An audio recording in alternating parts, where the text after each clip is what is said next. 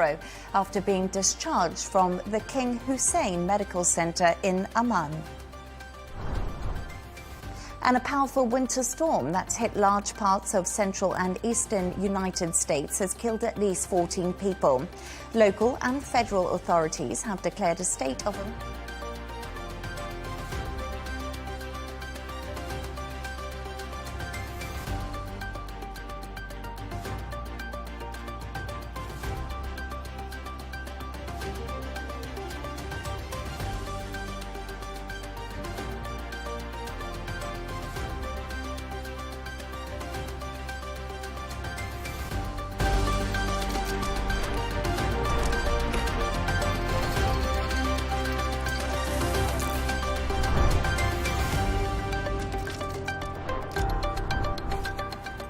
Hello and welcome. I'm Leigh Ann Gerrans and you're watching W News, broadcasting live from the Al Arabiya headquarters. These are our top stories. The US and Russia appoint high-level peace agreement teams to end the war in Ukraine during the first round of talks in Saudi Arabia. Zelenskyy postpones his trip to Riyadh, saying talks shouldn't have taken place behind our backs, and demands Europe gets a say in the negotiations. And more power, more speed, and scary smart. Elon Musk launches his company's latest chatbot, Grok 3.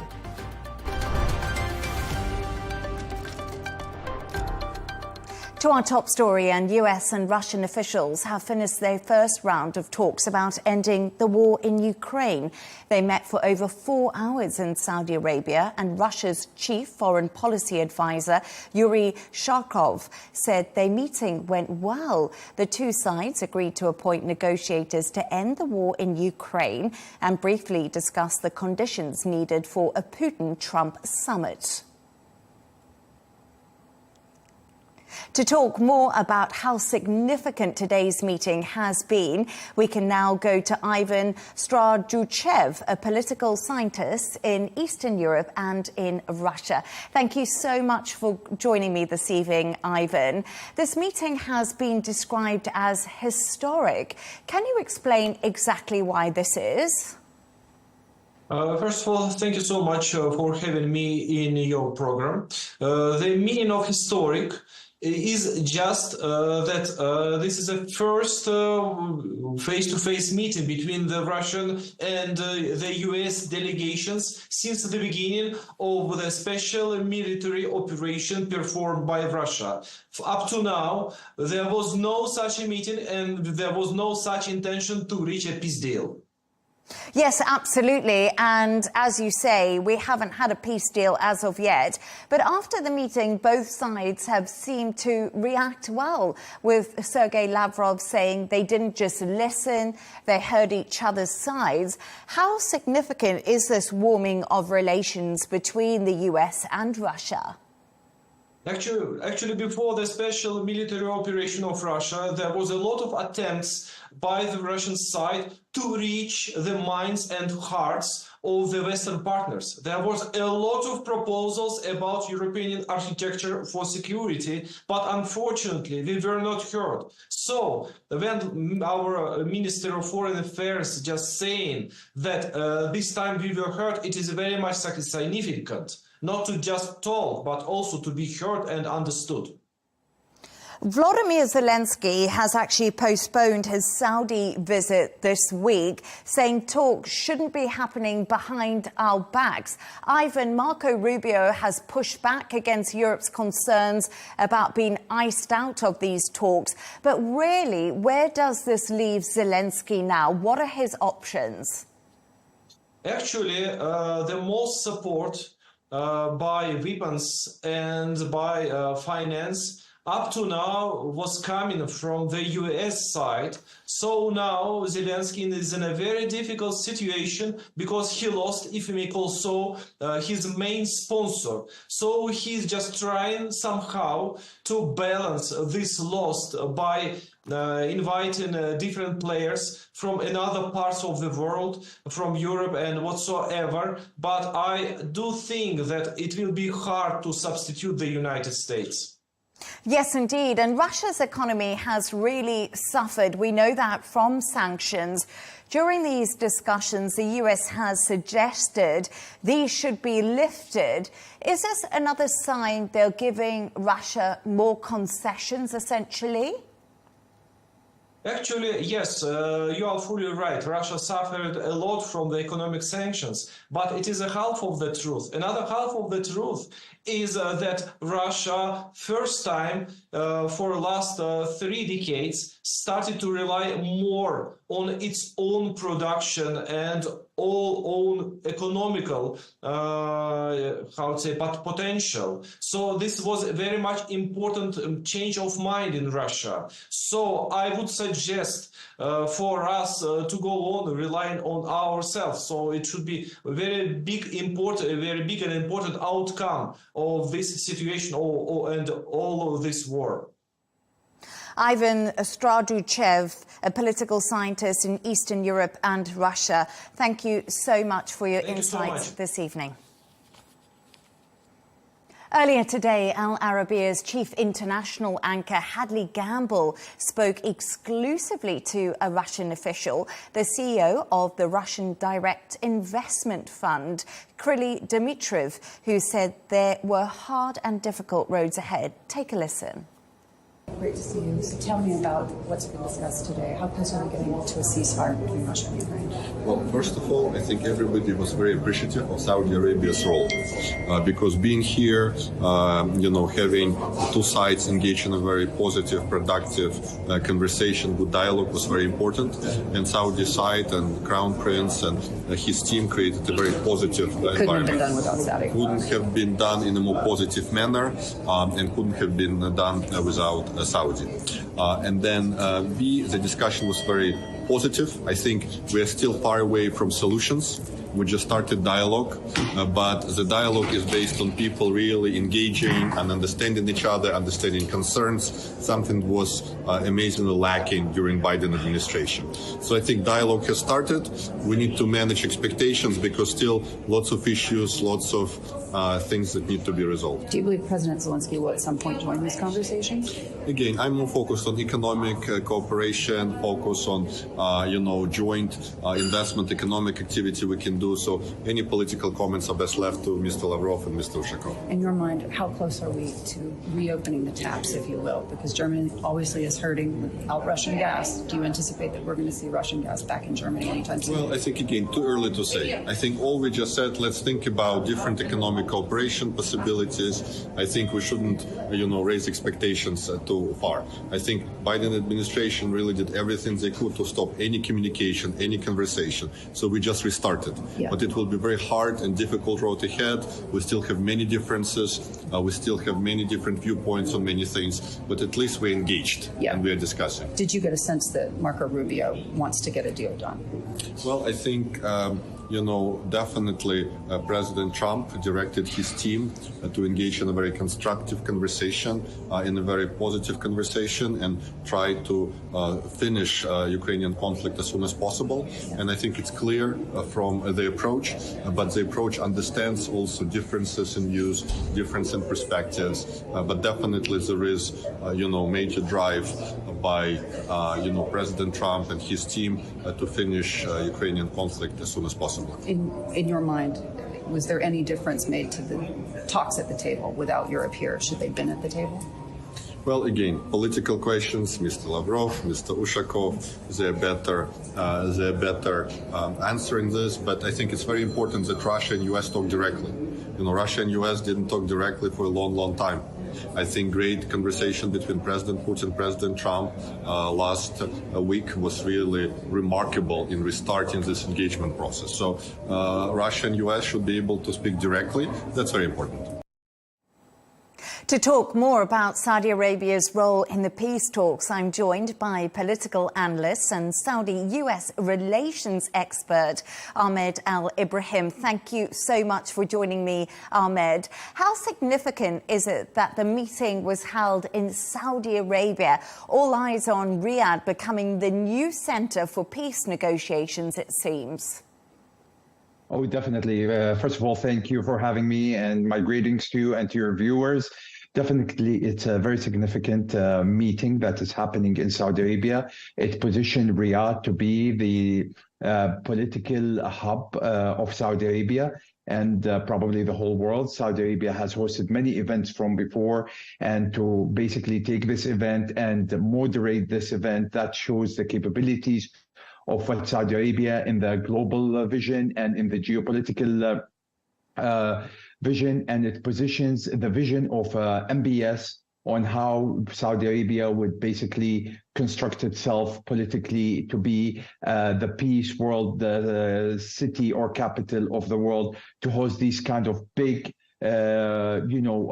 political conflict and to be resolved in Riyadh, Saudi Arabia.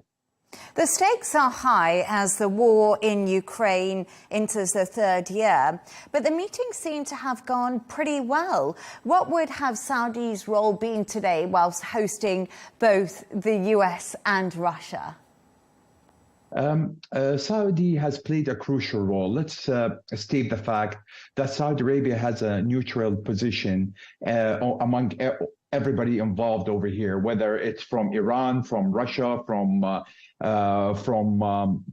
the US. So the trust level that these stakeholders that want to come to Saudi Arabia, they felt that they are comfortable to come to Saudi Arabia because of the position Saudi Arabia in the past 3 years. So what is Saudi and Riyadh was the best capital and the best deal for everybody, let alone the relationship between the current administration, Donald Trump, and President Putin with our leader, MBS. It's been always good and fine, and it's always built on trust. So definitely it played a great deal in basically brokering this peace deal between Russia and the United States, bring them on to table, being indiscreet without actually having any NATO pressure from the Western world. This meeting, I think today, it wouldn't have been happening in the Western world because of the constant pressure is going to be, happening from everybody else in Europe and NATO. Saudi was the best place and the best time for everybody to gather and take this peace on and onward. As you say, Saudi is a neutral position, really, but you did mention NATO there, and a lot of Europe feel that they have been iced out of these talks. Do you think that's fair to say? Well, it is in a way. They will be involved at a certain stage, but the bulk of the problem lies between the United States and Russia first. Of course, President Zelenskyy is going to come on. He's going to come on a stage later on because Ukraine does matter, and he is the president of Ukraine. So these big issues that need to be conducted, it has to be done with the United States. President Donald Trump, he's coming to the table.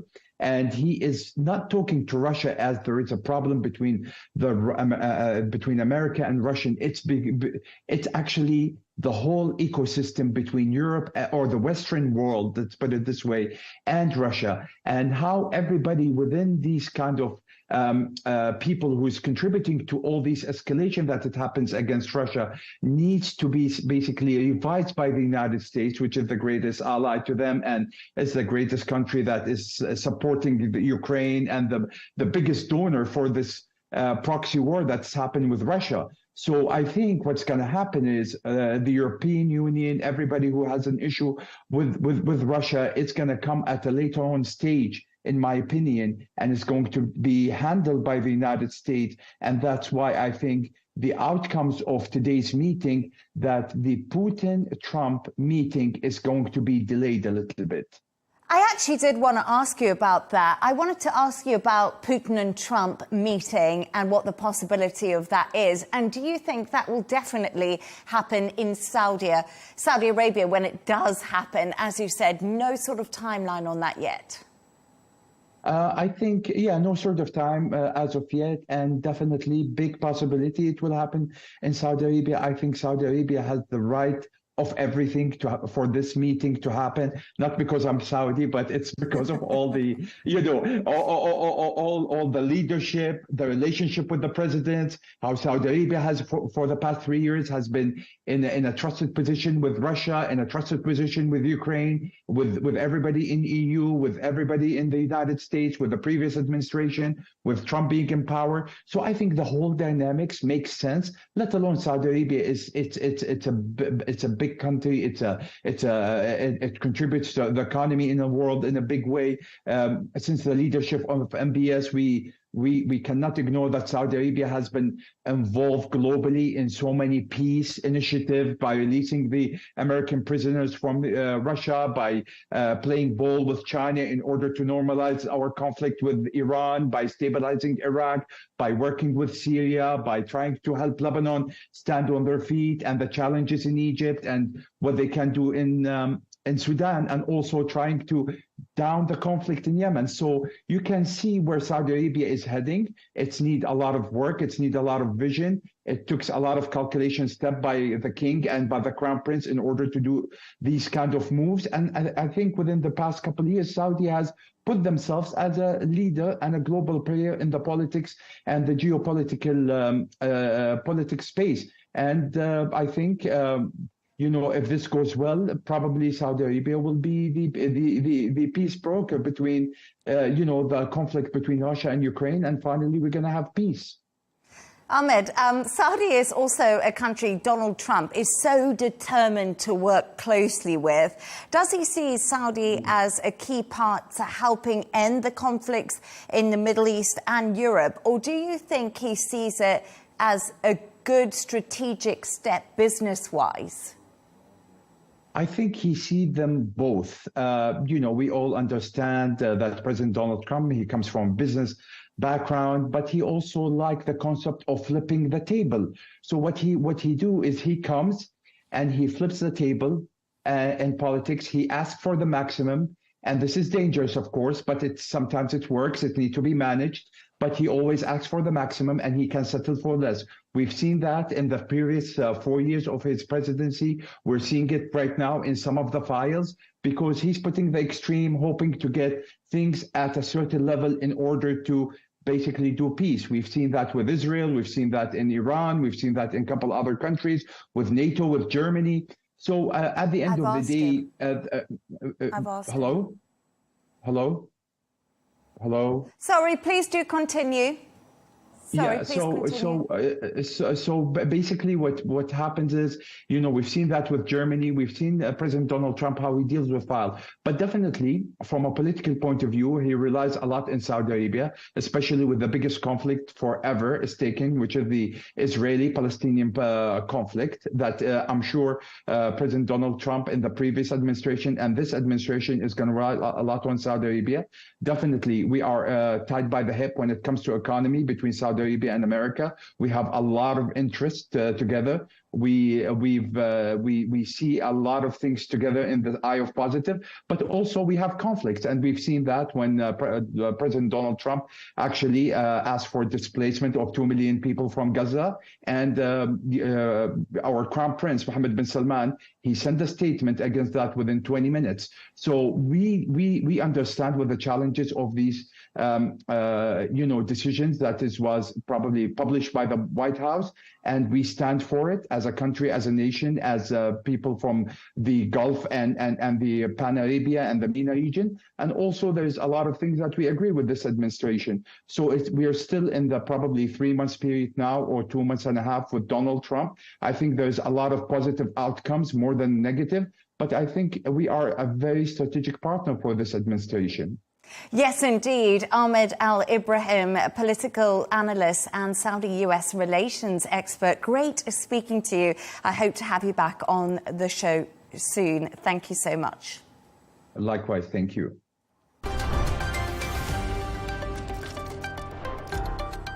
Let's take a look at some of the other stories making the headlines today. At least 18 people have been injured in a plane crash in Canada. Footage from Toronto Pearson International Airport shows the aircraft upside down and covered in snow on the tarmac after it landed. Officials have said all passengers and crew on board the Delta Airlines flight from Minneapolis were evacuated. Investigators are looking into what caused the crash.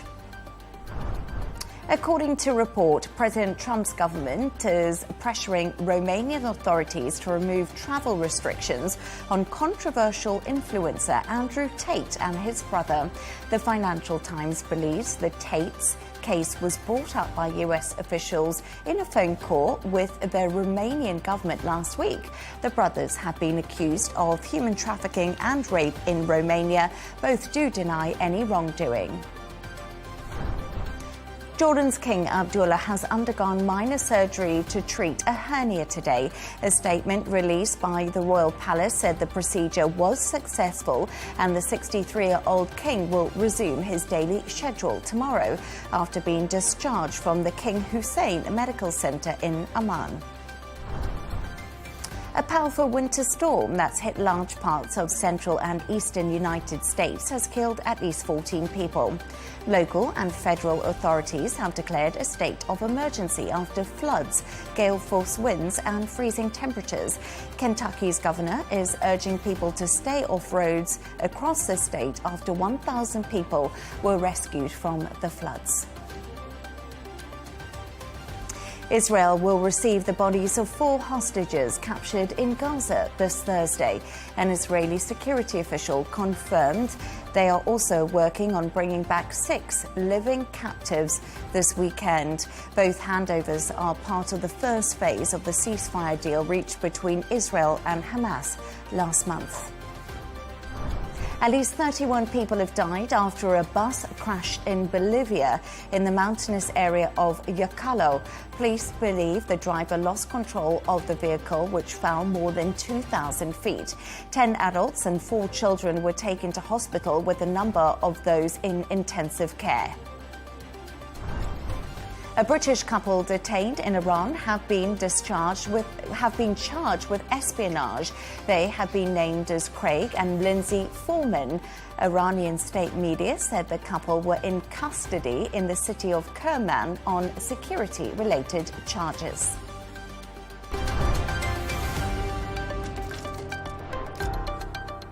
More on our top story and the Ukraine peace talks held by US and Russia in Saudi Arabia.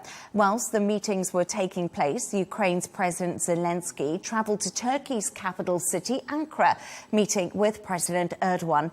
In a press conference in the last few hours, he criticised the meeting in Riyadh and said talks shouldn't take place behind our backs. Let's take a look at just what he had to say. I'm convinced that it is a matter of principle for Ukraine, for our region, and for Europe that any negotiations on ending the war do not take place behind the backs of the key actors affected by the consequences of Russian aggression. Ukraine, Europe in a broad sense, and this includes the European Union, Turkey, and the UK, should be involved in conversations and the development of the necessary security guarantees. Our correspondent in Kyiv, Stuart Smith, has been following this story closely. He joins me now. Stuart, this just isn't a surprising reaction from Zelenskyy, is it? He's constantly criticised any talks about Ukraine without him, hasn't he?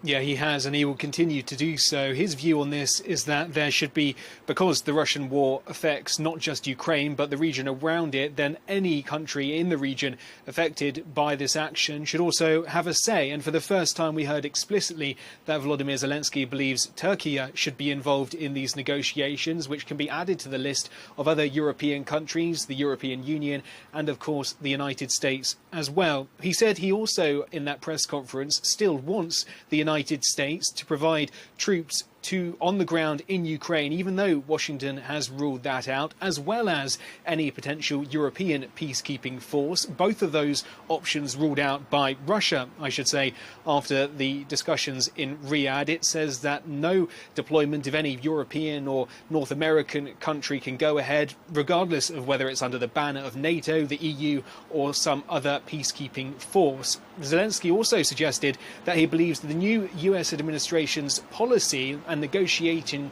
tactics have effectively put it in line with Russia's foreign policy desires, and he's particularly frustrated by that. If Ukraine is not accepted into NATO, President Volodymyr Zelenskyy is asking the European Union and the United States and other partners to please outline what exactly then Ukraine could take as security guarantees, because at that point this still isn't clear.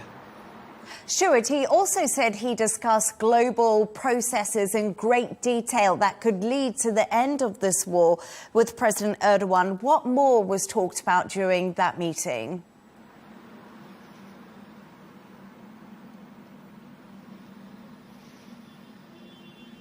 Well, President Zelensky's main train of thought is if there were more weapons provided to Ukraine and the right amount of funding when Ukraine said it needed it, there wouldn't need to be any discussions at all with Russia. Ukraine would have the ability to push back Russian forces by itself and effectively force Russia into negotiations. With that not happening, Ukraine has made a few suggestions about where this could go from its point of view, as well as potential hundreds of thousands of peacekeepers deploying to the country. Volodymyr Zelenskyy has said that this so-called minerals for security deal is still on the table, despite in Munich that deal not being signed with the United States. The Ukraine says it's still open to that, but wants to see what it would be getting for its money, because effectively what it's being asked to do, according to this draft deal, is give up 50% of the profits of its mineral resources, from critical minerals to metals to oil and gas, to the United States. But Zelenskyy says in return for what? So that part still has not been worked out. Now, an optimist in Ukraine may say, well, that's great. Ukraine has something here that it can offer Washington to try to keep it invested and interested in Ukraine's security. But there was a concerning comment for Ukraine that came earlier that suggested Ukraine isn't the only country that Washington is looking at with regard to potentially treating this more like a business deal than a peace negotiation, because US Secretary of State Marco Rubio said that that there is the possibility that this could be a brilliant business opportunity for the United States if it manages to secure peace with Russia. He called it a historic opportunity, which could send jitters here in Kiev, because that means that the United States is not looking just at ending the war, but also what it could gain from it. Stuart, Zelenskyy also postponed a much-anticipated trip to Saudi Arabia. He was due to go there tomorrow. Do we know why this has happened so last minute?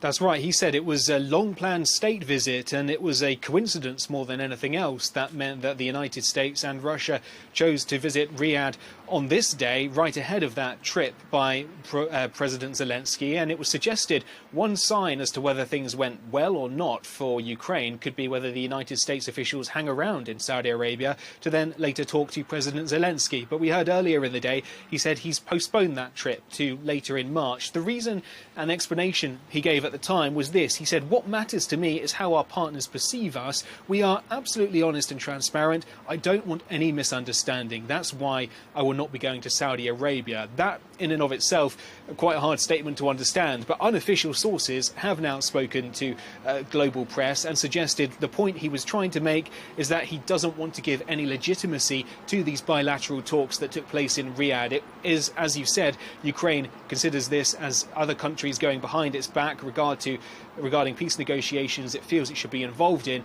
and it is certainly annoyed, if not concerned, that the United States and Russia are doing bilateral deals without Ukraine's involvement on how this war should end.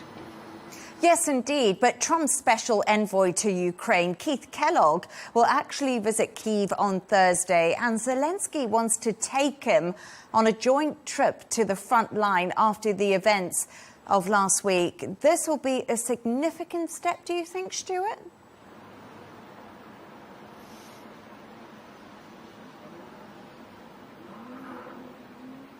It'll be the first, or rather the most senior military official to visit from the new US administration since President Trump came to power. And indeed, President Zelenskyy was very keen that Keith Kellogg, a former general himself, could be invited to see the front line and talk to Ukrainian troops there. Now, Keith Kellogg's involvement in this has been, in the last week, somewhat uncertain because he wasn't, for example, at that meeting in Riyadh with those other high-profile US figures, and so it's questionable now to what extent he has any leverage over the outcome of peace negotiations. He is technically President Trump's envoy for Ukraine and Russia, but he certainly hasn't had the opportunity to speak to Russia in the same way, for example, the US Secretary of State Marco Rubio did. And so he is coming to Ukraine, and he has said that no one is going to force Ukraine into a peace that it does not want. But the question will be, with all the negotiations taking place so far before Ukraine has had a chance to be involved in the talks, that it may be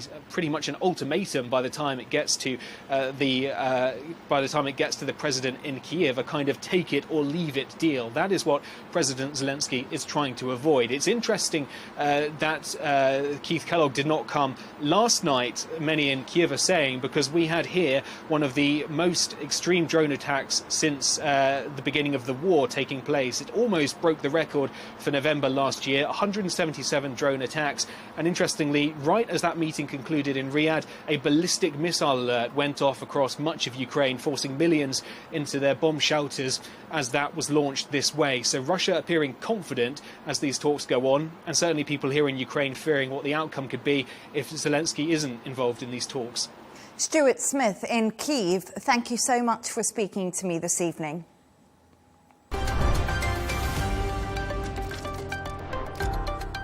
Let's take a look at the top business news. There has been a surprise rise in wages in the UK as unemployment unexpectedly stayed the same. It marks the third month in a row of wage growth after a year of slowing. According to the Office for National Statistics, average weekly earnings rose 6% in the 3 months to December, beating expectations.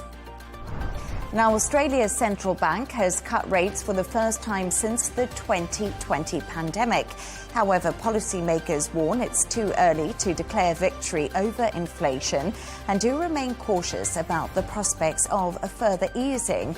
Earlier today, the RBA cut the cash rate by a quarter point to 4.1%. Let's turn to sports news now.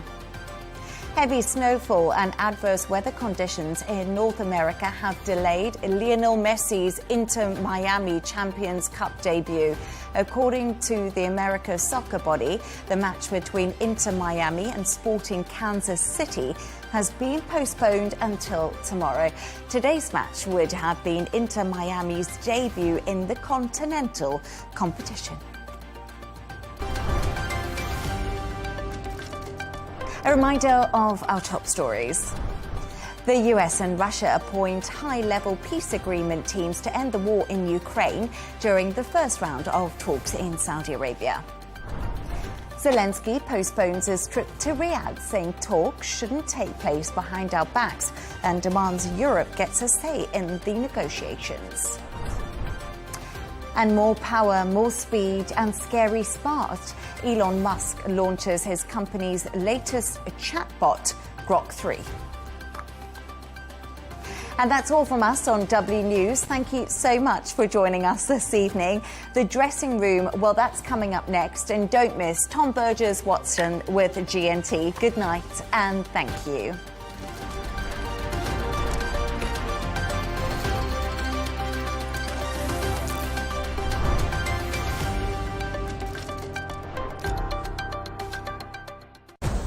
Arabiya News, we go beyond the headlines. From the latest breaking news to in-depth coverage of global events.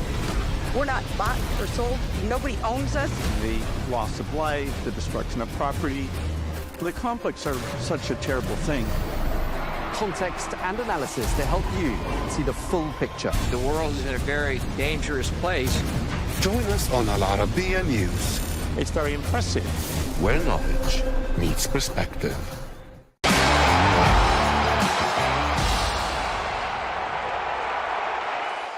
Hi guys, we're back. This is the dressing room with Arabiya News. And yes, we've got a special guest here today, because one of us are not here, and it's the one and only Mr. Sidwell. Pleasure to be here, lads. You love filling it? Filling in for JC. Where is he, by the way? You tell me. I don't know. I've heard he's skiing. That's bad. He ain't gone skiing, has he? He has. No, I'm not having that. He's dropped a shoulder. He dropped us out for skiing. Got a great replacement, though, haven't we? Yeah, we great got replacement. Listen, would have had you on anyway. So yeah, it was always due to come on. It was always due to come on. It reminds me, because we've done a few...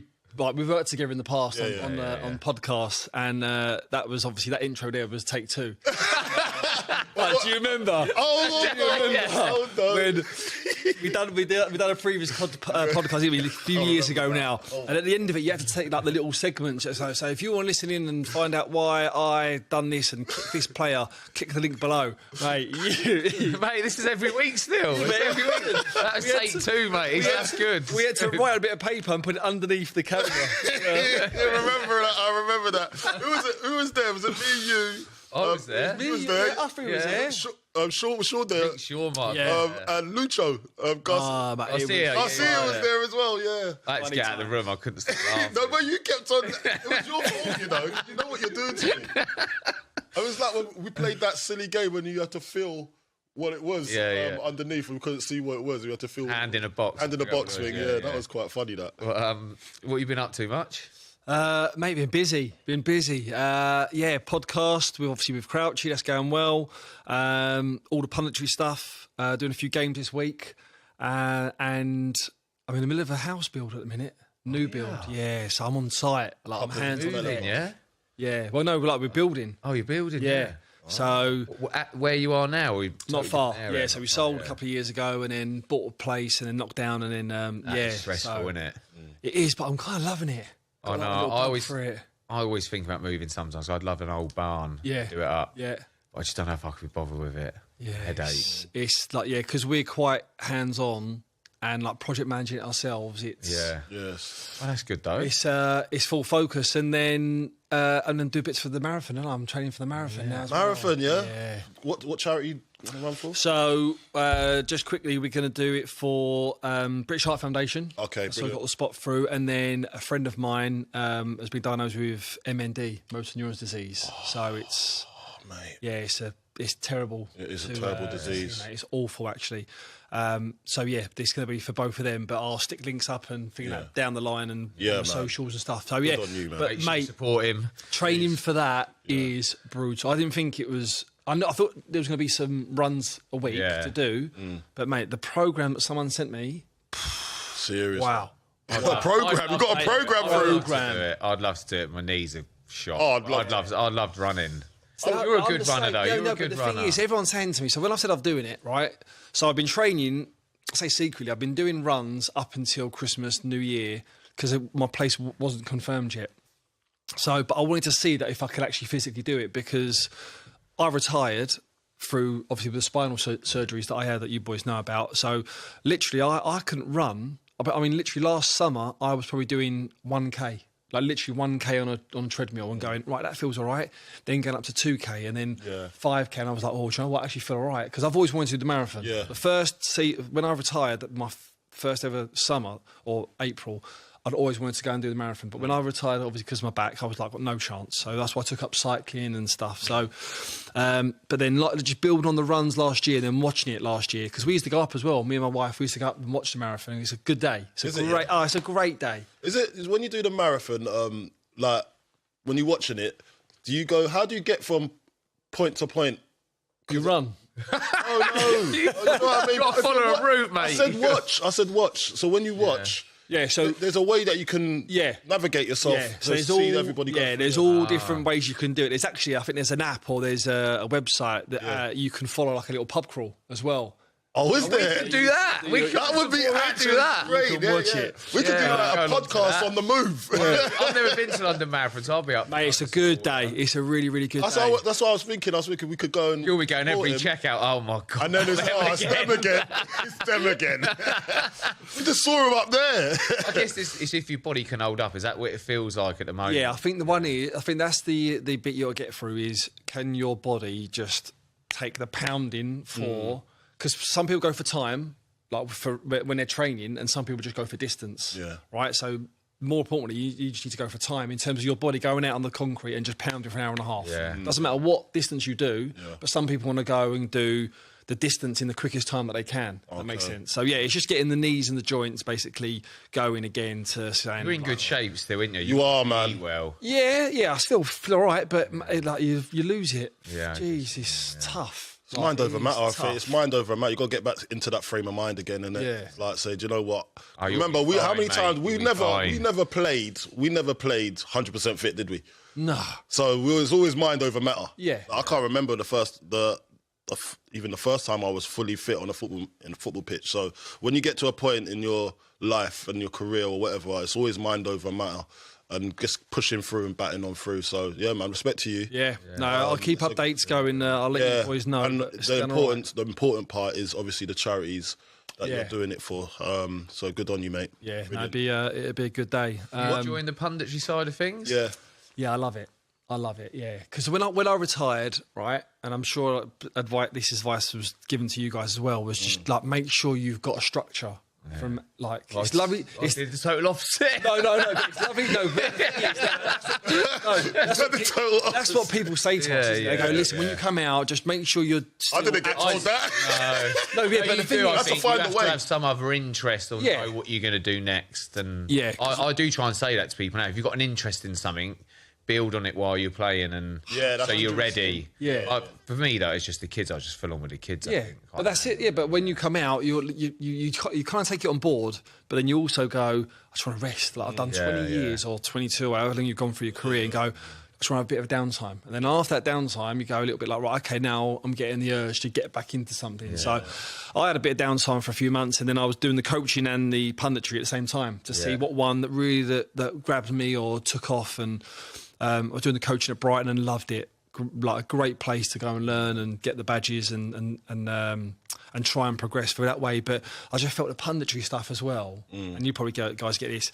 It's just a nice balance with the family. Like you can dip in, you can dip out, you can sort of plan your weeks and months. Full time, or even worse, isn't it? You're probably more hours than what we were used to. What threw me with the coaching? Like when you spoke to, I spoke to Stevie, Lampsey, Scotty Parker, and you speak to them and they're like, don't do it.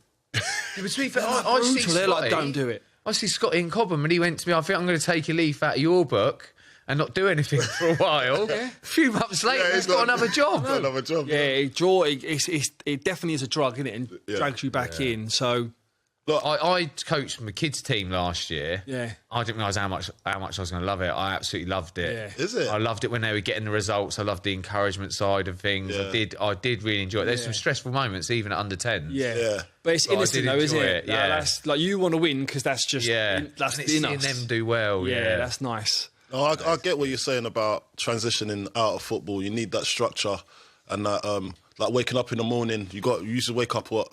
Well, I used to wake up at 9 o'clock. Rolling in for 12. Always late. but you guys used to get up at 7. But having that structure is really important when you're transitioning out of the game. Yeah. I had the same thing. I'd done what you done as well. I remember we went up to, where did we go one time? We was up. No. I went up to Loughborough and you were supposed to be with the team, but you weren't there. You was doing, I think you was working on media or something. You was doing something, you was away. What, for when? And then you, Brighton? Yeah, and you were just about to leave as well. Okay, yeah. And I was with, obviously, West Ham, you was with Brighton. So I knew that you was doing that and I was doing what I was doing, but plus doing the media. And it's good for a little while, but then I think you have to choose a path. Well, that's what I've done, yeah. Yeah, if you're really serious about media, go for it. Yeah. You know what I mean? Yeah. And that's why now I do the loans because it's quite flexible. So I can do my media stuff and then I can actually do... But it's up to you how much you can take. Yeah. I think doing both, it's hard, but you got to be able to... Balance it off. And you got to be that type of person to be able to do that and not get too stressed. Because otherwise it could be stressful if you're trying to do two things and do it at full capacity and not leave any stones unturned. Do you ever find yourself having to be critical of players? Yeah. Find that hard? Yeah, as long as you do it constructively, in a right you're way, not hanging anyone out. No. And certain pundits will be out there and that's their way of doing it. Like, you know, they'll be aggressive and they'll be... As long as you're not... It doesn't get personal. Yeah. And what you're saying is, like... black and white and it's constructive, then that's all that matters. You know, it sticks with the players sometimes, doesn't it? If you see James Madison's celebration. There you go. There you go.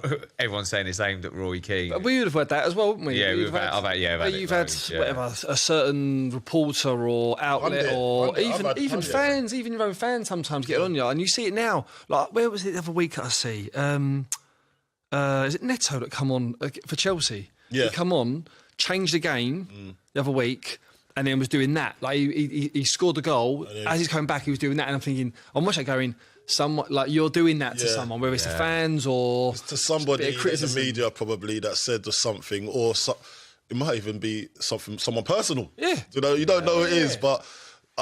I get it, and I love to see the personality of the... I like seeing it sometimes, but I don't think I would have done it. I was thinking, no, just stay quiet and get on with your game a little bit. What, like when you... Say a celebration like that, yeah, I think if I... Well, not that I scored many, you know what I mean? I'd be a little bit like, just let it go and get on with it. That's how I'd be, I think. Yeah, like... But I get it while they're doing it as well. We talk about celebrations, and I love it. And I love the tomfoolery, yeah? So I'll say this. What did you make of the Everton-Liverpool game, yeah? And obviously the celebration, the Corridon. Yeah. And then and obviously Jones's reaction towards that. That is what football is about. That's what I remember it like when we was back in the day. Yeah. Now it's a little bit more sterile. Do you know what I mean? Yeah. So it's everything's got to be for the TV. You've got kids watching. Yeah. Do you know what I mean? Yeah. But that shows passion. Yeah. That shows they care. You know. And then they all had a little. It's handbags. It's all handbags. But at the same time, you just want to see that emotion as a football fan. Yeah. Because you feel that emotion through the TV. You're thinking, go on. Do it. Do you know what I mean? But there's nothing wrong with it because, and someone said it was, I was going back to like the Barclays Premier League when the rivalry was there. Rivalry is a massive thing and it shouldn't ever be shunned because, especially those two clubs as well, come on. Yeah. They don't like each other. On the commentary as well, I think it was someone said, we don't want to see these scenes. I was like, we do. Yeah, we do want to see this. Yes, this season, like, you look at all the games that have been played so far, how many have like really been enjoyable? Well, you've gone, what a game! Like you probably count on one hand. Yeah, like, I mean, out of all the games, so I look at it sometimes just bored. Yeah, just like, come on. Yeah, there ain't nothing. Do you know what? Do you know why that is? I'm gonna put this out there. I think, I will say it's a little bit of Pep's fault because of the build-up. Everyone wants to do that slow build-up going up. I get what you're saying. But and there's a lot of football being played in the midfield. Where is the actual place where people want to see the ball? It's in the final thirds. You say midfield? That's where the action is. And if the quicker you can get it up there, the better for the fans, the better for the neutral watching it. Yeah. You want to see action. Yeah. There's a lot of football being played in the midfield nowadays, which is, look, some of it you can see, if you're a footballer, you can see the technicalities of it and you can see the tactical nuances of what each manager's trying to do. But just get it in the box.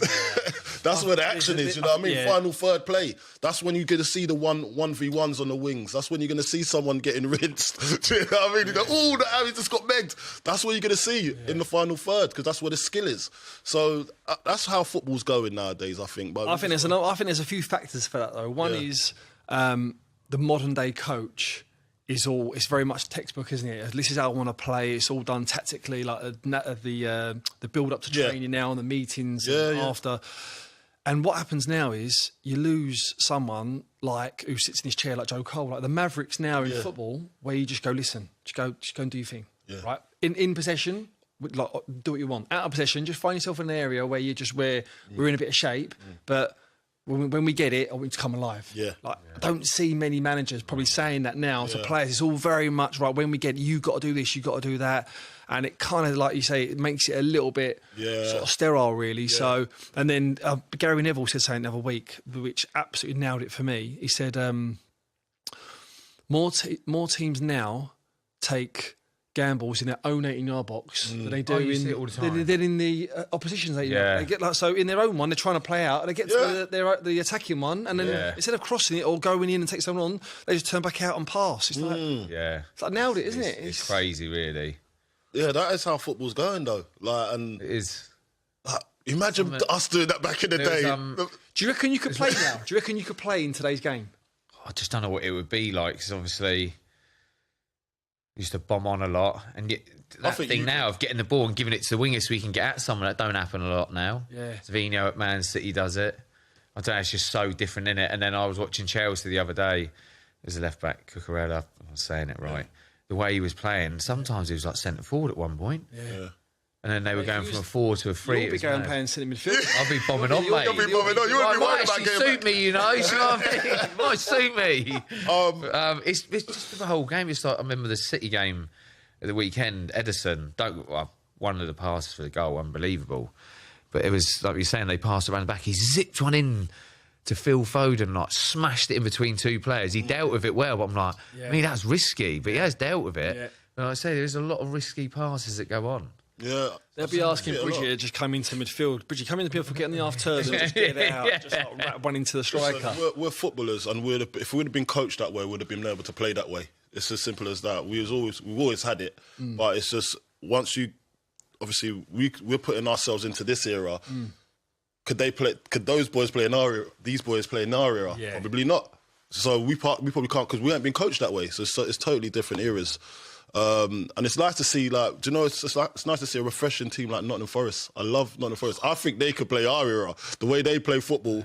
And that's why they're so high up, because they're just no nonsense. Yeah. They get the ball as fast as possible up front and then play offwards or get it to the wings. 2 fast wingers. Gibbs, he's doing what you're saying, getting in the holes, making sure that making it tick and do your magic. That's all. Football is quite simple, but we've made it a little bit more complicated than it should be. So it's it's brilliant, man.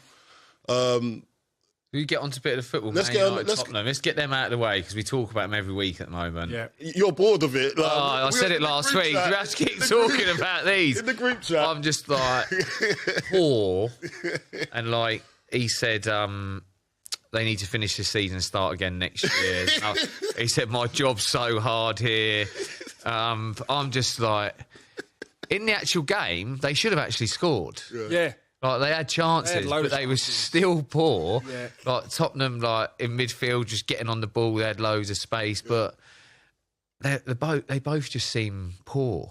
Like, but the game was poor. Yeah, but they had chances to score, but he doesn't want to change his system or anything. I'm like, so what are we saying about he's in terms of him with his system? Because I think people are going, like he should change his. And I'm like, listen, he plays a 3-4-3, right? That's his system. Don't change it. Like, tweak maybe little things in between it, right? But you still keep the same... Tweak as the game's going along, maybe. Yeah, but don't change formation, right? Just do that, but just change little scenarios that... Because I know they're ravaged with injuries at the moment, right? But certain people are still going to come into them positions where they're going to need to adapt and learn. So... if the striker drops in, one of your centre-backs can go in with him. Do you know what I mean? And if that happens, then they cover... As you say, basic kind of stuff. Basic stuff. So I don't think people go, he's got to change it, he's got to adapt. Don't change your tactics or your formation. Just it's getting them players to be able to do what you want them to do. Understanding the job at hand. There's a manager that stands out for me. Obviously had some great managers, but it was Gus Poyet at Brighton. Yeah. And a lot of them players had come from lower divisions. But the way he got the players to play, the way he did the training tactically, like, he had some all right players just playing really good football. He played some great football, and that's what a manager has to be able to do, is get them players to do what you want. Yeah, really. Does that come down to motivation, motivating the players to do that? Motivation is getting the way you want to play, getting that idea over to them, and then they've got to execute it. Yeah, but it looks like he's doing that, but they're not executing. Well, he's trying to do it. So that's why I was saying, what else does he need to do for those players to actually get it and start performing? Because when I look at it, I think, being stubborn, it's all right to be stubborn and not coming away from your philosophy. But you got to also take in... You look at, what's his name, say, Højlund. Yeah. Are they playing to his strengths to get goals? You know, can he play the way he wants, Amorim wants? I'm going to say no. You know, at one point because he run, they put a ball over the top and he got on the end of it. He'll chase it. He'll chase it, but he does that. But tactically, I'm saying, is it suiting him? Is he understanding the job that he has to do? The players to play that for what he wants to do at the minute. That's why I think he's saying. That's why he's saying, yeah, I want to get this season out of the way, which means they've got to try and offload players, which is going to be not impossible, but for the wages that they're on, because they're on like ridiculous. I feel like they can't get players in. They're going to have to. They are going to have to. I feel like they should get through this season. Yeah. And start again. When people talk about them in relegation battle, though, I can't see it. Well, you can't see it, but the way they are playing, switch. That's a massive game. Yeah. But I mean, they're 12 points clear of relegation at the minute. Yeah. But it's enough. Like, it's tough down there for them teams. They ain't going to get many more points. No. Do you know or do we just accept the fact that, like, United have had their period, like Liverpool done theirs. They're just not good anymore. It's like a big rebuild, but that takes time. Yeah, but that's what I'm saying. So now we sacking managers don't help. Yeah. Look at Chelsea. So we just accept that they're just going to be at the moment a kind of a mid-table trying to chase Europe while they get themselves going. Is Amorim the man for that, though? Like, you're going to say, do you know what? I believe in Amorim. You think he is the man? 100%, yeah. Okay. I like him. All right. I like him a lot. Well, look at it this way. Look at Areola at Bournemouth. Yeah. When he came in, didn't win, I think, in the first 10 games. Everyone was questioning. Everyone was on him. Yeah. All of a sudden now, they're blowing teams apart. Yeah, that's true. Like, so you got to give, listen. You've got to give him time. Yeah. It is true. Like, United and Spurs, probably the most underachievers. And confidence probably has dropped as well massively going into these games. They've got some players back, those Spurs, haven't they? They're starting to creep back. And do you know what? I actually, because with Ange, he does go up and down, doesn't he? Right? Yeah, he wasn't great in his post-match last week. Oh, he said he needed a night out with us. Cheer up a bit. You look like a broken man. But what do you expect? Because he came out and said the other day, he said, look, listen, just give us a bit of credit, right? Yeah. Like, our squad is where it is. I'm playing kids. I'm asking them to do this, Thursday, Saturday. And I was like, do you know what? Fair play, actually. That's what I said. When you're winning, it's all fine. Like, we've been in dressing rooms where it all just papers over the cracks. When you're losing, and then there's a few little things going on, and trains. It's the mentality side, the confidence side. So do you reckon he's secured his job for now? Because Ange? Yeah. Do you think? Oh, for now, yeah. I don't think Daniel Levy's not going to pull the trigger. Results. He's not going to pull the trigger on. It only takes a few good results, mate. You turned the corner. Yeah. And again, Spurs are very much like United. You can't just keep changing manager. Look at the managers that's been at Tottenham. Yeah. Right before. They've all been proven winners. Yeah. Right? Conte, and now they're all doing really well when they're in their jobs now. Yeah. And I think Jamie Redknapp said, didn't he, as well? He said, when Spurs come under fire and there's a bit of pressure, the first thing is to sack the manager. Mm-hmm. You've got to just stick by him. Yeah, let it breathe. I think stick by him. I think, I mean, it doesn't help when he said he always wins things in his second season. He's put himself under massive pressure there.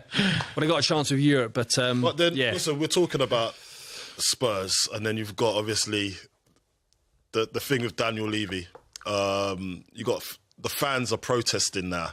And there's a lot. I know a few of the boys as well. There's a supporters club that are just not having it, thinking you are the problem. The way I look at it, I listened to Jermaine Defoe last night. He was brilliant, and he said, "Look, Daniel Levy has probably put so much heart and effort, and he's actually put his money where his mouth is, and it's just not responding. He's not got what he wants out of what his money's been invested in. Now, when I look at the whole scenario, when a owner puts their money into something, obviously they want it to grow and be better, but it's not happened that way for their first team squad. And as a whole of the club is unbelievable. Like, if you go to the stadium, it's state of the art, the training ground, state of the art. He's pumped money into that club. He's pumped money into the squad as well. Yeah. Are they buying the right players? I think they are now. I think they're going for the younger boys now. I think they're trying to build towards something. Now, are the fans being a bit too harsh on Daniel Levy and their stance with him? Because they haven't won anything for quite a while. Yeah, so they're trying to say the buck stops with you, kind of thing. So, again, you go back to it can't be all the previous managers. They can't all be wrong, right? And they was all top managers. Now, you actually look where Spurs are at this current time, and you're right. The squad, the players, the stadium, the training ground, the infrastructure, the whole thing. It should be doing better. Yeah. You can't just keep going, right, it's not working, to sack the manager, get the new one. So there's going to come a time where you're going to look at the hierarchy, but if you're looking at someone to run a business, run an organisation, profits, make money, I don't think there's anyone better from the outside looking in than Daniel Levy. But then it crosses the line of going, right, well, we're getting a point now where we need to start winning trophies. Yeah. Now, again, does that come to a motivational thing? Is it a mentality thing where Spurs can get to finals or get ahead of firing cup competitions or the league, and then towards the end they just tail off and always have done? So, but the fans have got every right, especially now, to go, we've got everything in place. Yeah. It's just that final hurdle. But what is the magic? What is the magic formula? It's a conundrum over there. No, I'm just a little bit like, just give it again. It has to be given a bit more time and just ride this bit out. The injuries there's having and everything. How much time though? It's been happening for quite a while. The one thing that disappointed me with, but this period right now, I get it. Be a little bit of a turning point. The one thing that could have given them a little bit of respite, is if they was going to plan to sack Mourinho, sack him after the final. He got to the final. I think that's a personal one, though. I get it. We don't always know everything that's going on. I think that was a contractual one. I think it's actually a contractual one because maybe they had to give him more money or something like that if he'd have won something, because you know how contracts work. We don't see what the contract says. But when I look at that, you can't be personal because you're trying to... I know what you're saying about personal is a personal one, but it can't be personal when you've got other people's hopes and dreams online. That means then you're not the right man for the club. If you're going to sack somebody when you've actually got a massive chance of winning some silverware, which you ain't won in years, and you're going to say that's personal. Do you know what I mean? I can't have that. I can't have that. And so I think it is personal because it's something to do with a contract. That's what I feel. And I just think you made the wrong call. Whatever you needed to do, get that over the line for the fans. And it appeases the fans for a little bit as well.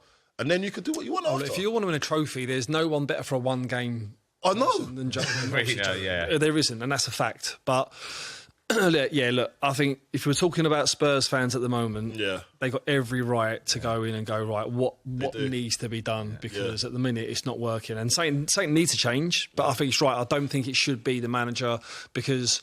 Judge him when he's got everyone fit and they're fit for 3 or 4 months. Judge him on this last period. All right, so someone told me a little story about Ange and him always got something to fall back on. And I heard that he's done this at Celtic as well. Like he's had this same kind of thing when he gets found out. Gets found out. His plan's not working. He doesn't have a plan B, and then. So this is the second time this happened. Someone told me this is Celtic fan actually. So this has happened before with us when we got found out up at Celtic. Then he jumped ship anyway. And he had a great start. Then he tails off. Is it the same formula that's happening now again?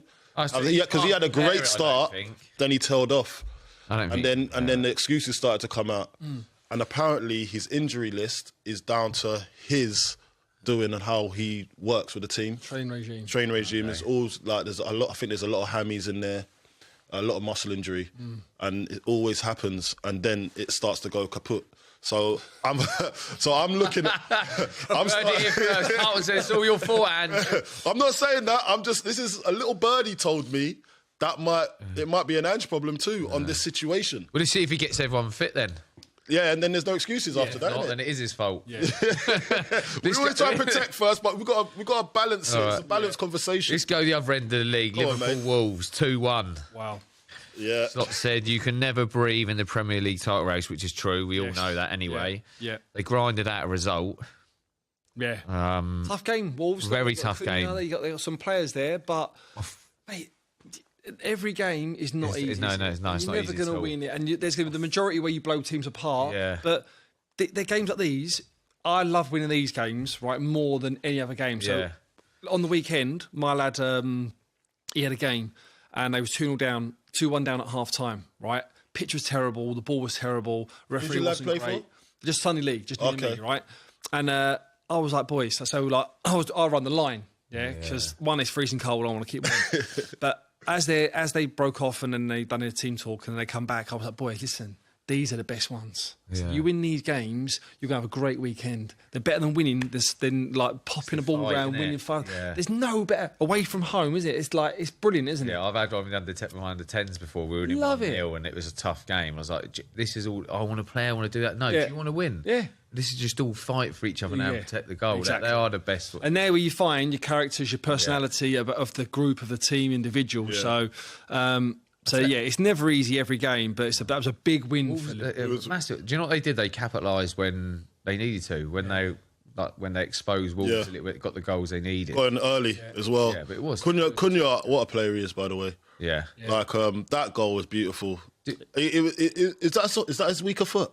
Yeah. Yeah, because you can see on the technique, it was like, that's how I would hit it. But I would go rosette. But I'd look at it, this guy could do both feet. He's unbelievable, this boy. Do you think they can get caught, Liverpool? No. Right, they got 3 tough games coming up.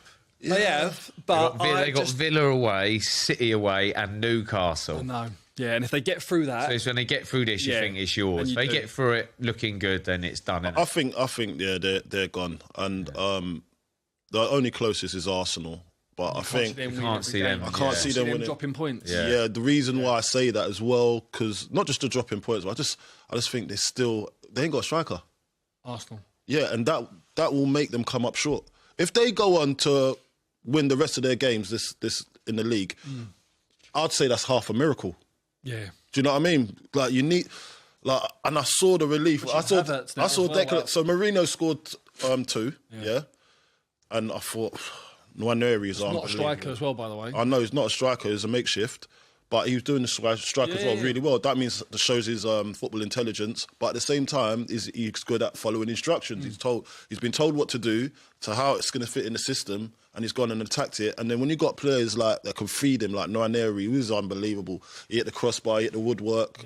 So he was on fire. Odegaard doing what he does. You've always got a chance when you've got those type of players in your team. I did feel sorry for Raheem Sterling, though, where I feel that... Did he start down the middle? And then he got taken off and then Marino come on? Like, how do you feel? So has that ever happened to you guys when you've started the game and then you get replaced and then they go on to win the game? I've had that a few times. How does that feel? Because I used to feel so bad. I was like, oh my God, he's going to score the hat-trick. That means I'm crap. You're probably just like, how am I going to get back in the team now? I think we always... It distances yourself away from the team a little bit more, doesn't it? We always look at that on a personal thing, and that's right, because someone's come on and done the job that you haven't done. Yeah. But really... You look at it from a club and fans' point of view, and it's a squad game now. Yeah. I mean, I think that now the modern player accepts kind of being on the bench, knowing that they're going to come on and make an impact. Yeah. So, but yeah, I think with Arsenal, I just don't see him catching Liverpool. I just don't, because Liverpool have been the best team this year. Like, hands down, they've been the best team. Salah has been... Like, considering at the start of the season, when your top 3 players of Van Dijk, Salah and Trent are all up for contracts, no one's saying nothing. It doesn't really look like they're going to renew. And still to be, as them 3 individuals and collectively and Slot, just go week in, week out, bang, bang, bang. If they don't win it this year, it'll be travesty. I think I see something yesterday... At this period, at this time in the league, to be that many points clear, everyone apart from one team... Newcastle. Was it Newcastle? Yeah. They're the only team that's thrown away. I'd love it if we... So is that an actual fact? Yeah. That's an actual fact, Newcastle the only team. The only team. Did I see it? Was they 12 points in front as well? They were 12 clear. I think it was from 6 or 7 the points gap was at this time of year has always been. That team's always won it. Oh my God. So I can't see it happening. How much Kevin must have been feeling at that time, man. That was a great interview, that one. I'd love it. I'd love it. You know why? And that's again the mind games of Sykes Ferguson. Yeah. I think it was about Forest or someone saying, "Oh, I bet they go there, and because it's Man United, is they get up for it." But then once it's maybe let them win. But City, let's talk about our old team, all of us, Chelsea. Yeah. Use the number 9 over there for a bit, wouldn't you? I was the 9 dog. Let's talk about this. I know you've talked about this before, but this is interesting to me because actually the number 9 is over at Chelsea is supposed to be cursed. Yeah. The number 9 dog. Who's had it then? Hasselbank's the only one I think had it that's been successful for quite a while. I mean, did you take off Jimmy, did you? No, I didn't take off Jimmy. Belarus. No one wanted it. Everyone wanted. Like, I don't understand. So it was literally given to me, wasn't it? Go on. The quick story. I've said it before. The quick story was so with our first day of pre-season, we flew to LA, didn't we? Yeah. We literally, that was our first day. So we're getting on the bus to leave Cobham to go to the airport. And as I'm getting on, Jose's on the front. He said to me, "You got the number 9 shirt." Right? What? And I was like, all right, but like as I'm walking past, he sort of said it like quickly. Blase. And I'm thinking, he's trying to mind you up. But like, I'm thinking early doors, but Joe said mind games. I've just gone, okay, not worries. Thinking, is he testing me early doors? I'm getting tested on the bus. And then I sit down and I sit next to Big Tell and Robbo, and I'm like, he just said I got the 9 dog, and he went, yeah, it's all printed up. It's in the skip. It's underneath, and I'm like, oh my gosh! Because when you sign for a club, I don't know what you boys you always look at but you look at numbers already, didn't you? Yeah. And Jeremy left that summer before, went to Newcastle when he had 14, and I'd wore 14 at previous clubs. So he was eyeing that up. I was eyeing that one up. Yeah. And then he gave me the 9 shirt. To change it, you just thought, I'll take it. Oh, well, yeah, I can't. You can't. Because again, I'm thinking... He's demanding. He's got your number 9. I've done get choice in this. So like, mate, because again, when you sign for a club and that, and especially Chelsea, which is obviously a home club team for me, and all my friends and family are Chelsea fans, straight away you're getting texts, what shirt you got? When I said I got the number 9 shirt, mate, my mates were crying. They were cracking up. Even my dad was like, number 9. Is this banter? But yeah, listen, I'd wear any number shirt to wear to play for that club. They're in a bad state at the moment. Yeah, it's not looking good in terms of like performance. Yeah, like I look at him.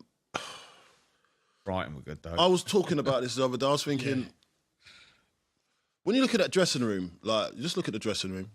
Chelsea's dressing room, not ours. But we look at their dressing room. I look at it. I think, okay.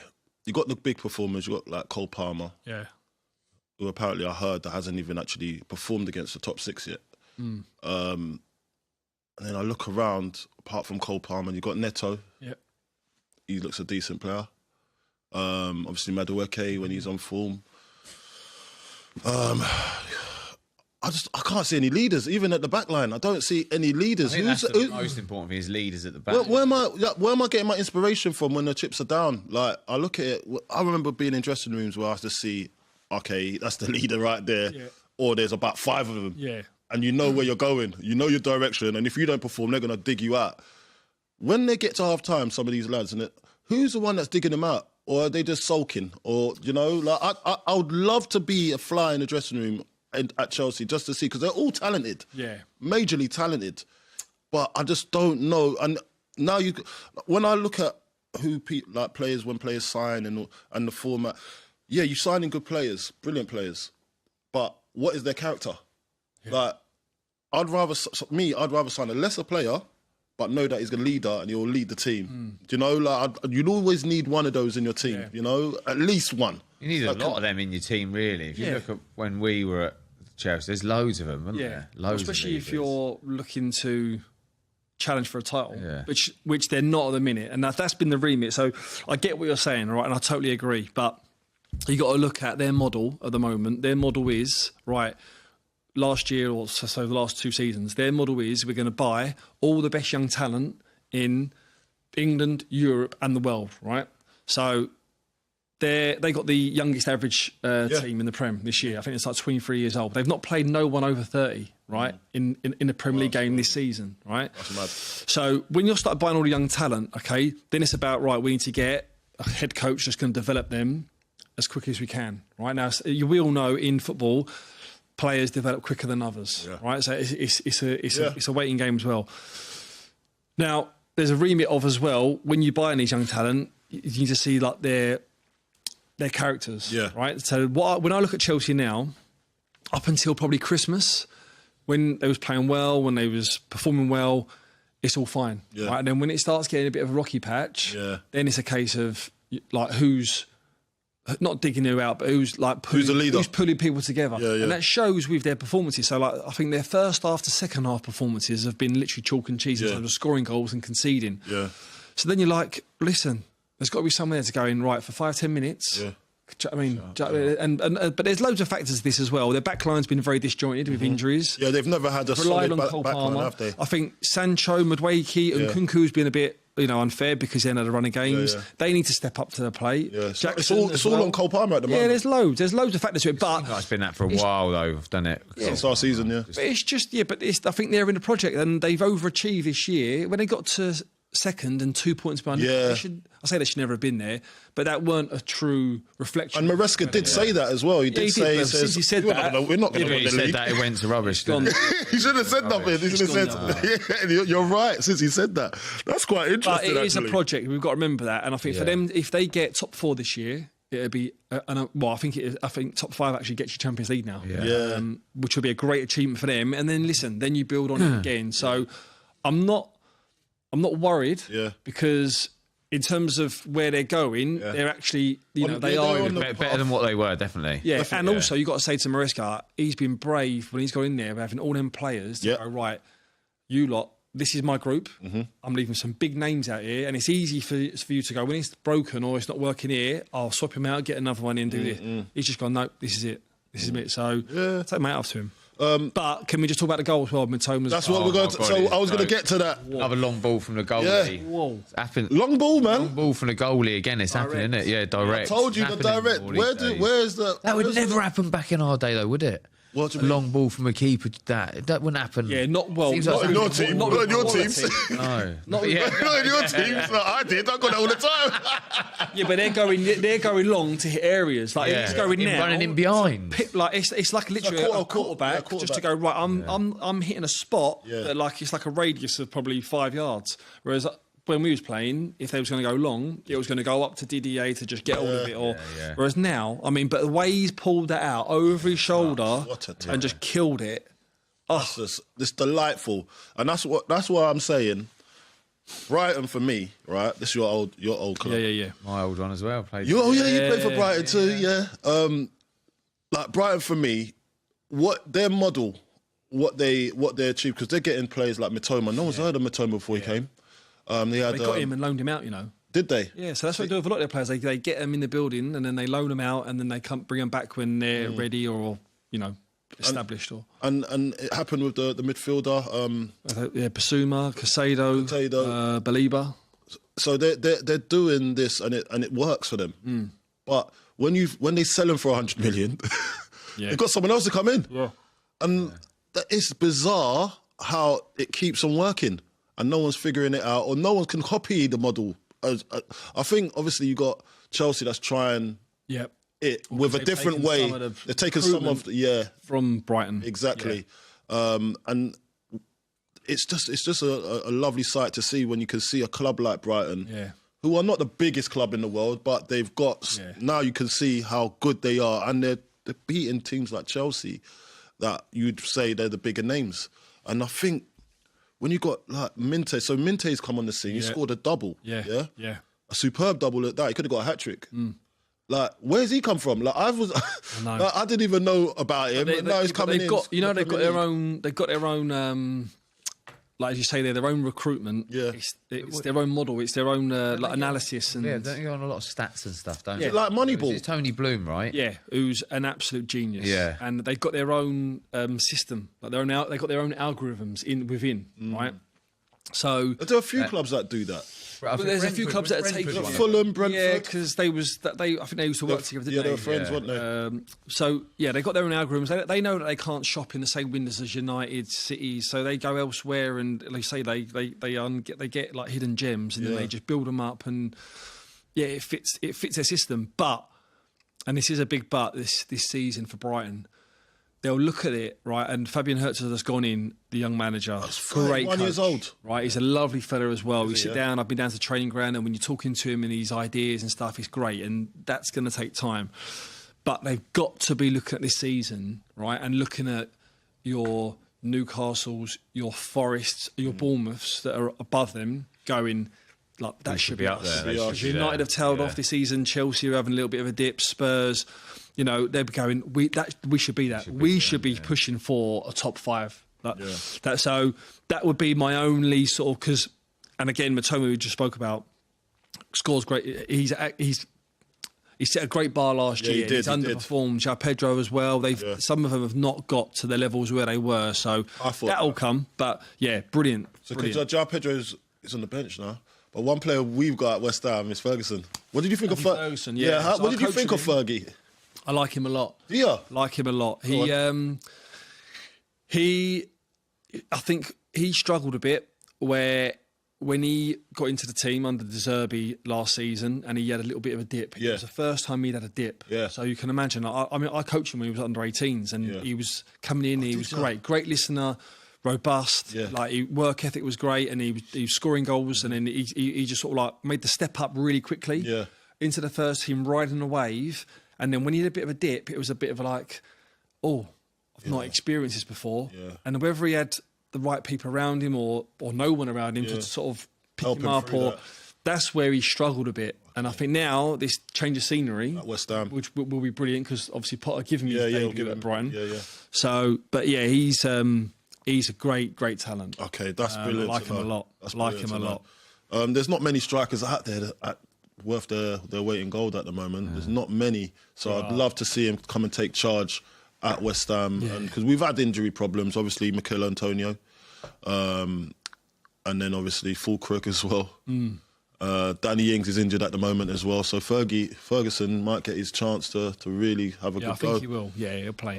Listen, Man City. Man City, they got a late surge. Like, they've just beat Newcastle 4-0. I did not see that coming. No. I thought it was going to go the other way. Yeah. Because of obviously what's been going on at Man City. They've not hit the dizzy heights of what we know what they're about.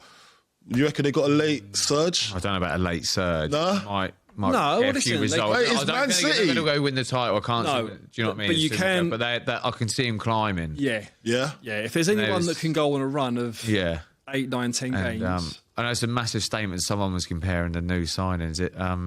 Nico Gonzalez. Oh, Gonzalez, yeah. Comparing him to like Rodri. It's obviously early, but if you looked at the way he played, well, they missed him so much. They just looked better, didn't they? He was intercepting passes, tackling. He was passing through the line. Yeah. Like, they just looked better. Looked better, yeah. So much better. I didn't get to see the game. I just saw the goals. He held there. You know, he's intercepting passes. He was pressing at the right time. What they've been missing, basically. Yeah, and then like he was. There's one time he was taking Newcastle players just out of the game, like one pass straight in between them, Foden on the turn. There was like loads of little bits like that. And so does it look like it's coming together, or it just looks more cleaner? And because it was a little bit bitty before, even there was some passes are going off the field sometimes when I watched them before, mate. And I've never seen them like that. So I was thinking they are low on confidence. Yeah. But hopefully this might be a kickstart for them, you know, and you never know what could come from it, you know. My local team, Palace. Yep. And Everton. Palace lost to Everton. Yeah. What is going on at Everton at the moment, bro? Well, just quickly on Palace. I know Palace fans, and they should have won that game. Like Everton scored against a run of play, but I don't know where we see it. Did you see the goal where the fella's thrown it? He basically like it's a throw into Palace, and he's thrown it. Basically, he's give it to Everton and went on and scored against a run of play. So Palace should have got a result out of that, but Everton, wow, he is David Moyes. Well, listen, you've obviously Moyes. You've worked with him, but he's gone in and shaking the place up. Changed it all up, isn't he? I don't think he's. I think comes with a little bit of luck as well. You know how the game goes when you're trying your hardest and it's not coming off. Then there's a change of personnel, there's change of a leader, and you're looking and thinking, do you know what? My whole energy's changed. Now I can create luck for myself, kind of. You know how it is in the game, and it's going their way at the moment. You know, like everything's going their way. It's like a fresh start for everyone in the club, and a new manager comes to start for all the players, and it only takes like something little to change your confidence, like your mentality changes a little bit, and you go out and, like you said, even the top teams, you get through those bad patches. Everton have gone, grinded out a result, but they've been doing well before that. It's just, I think it's a confidence and mental side of the game sometimes. It's mad because you think, like, you look at Sean Dyche and you think, like, for him to go into a new club, he'll bring that. Yeah, it just been a bit stagnant, didn't it? I think with him, and he said that. I think that before he left, I think he came out and said, "Look, I think I took him to as far as I could have got. They just weren't really receptive no more." But obviously, you've worked with Moisey. Just quickly, what would he have done when he would have gone in that would have just given him a lift? He would have had, first and foremost, he would have had a meeting with all of them, like maybe individually or maybe the captain, and just to get to understand the squad. And I understand that Moisey, when you walks in the room, he brings life to the room. He's like a very happy-go-Larry guy, and you know what he's doing. He's got the proof in the pudding. So as a player, you're going to listen to him, especially when you need him to stay up. Yeah. So you're going to say, okay, I need to respond to this guy. So as you said, there's a different energy comes in. There's a different vibe, and he's going to bring that. And he brings his playing staff, his backroom staff as well. That'll try and get into the lads and make everyone feel good, get that feel-good factor again. And I think that's what's worked for him. And then he's not done much tactically different to what was there before, and the players are still the same.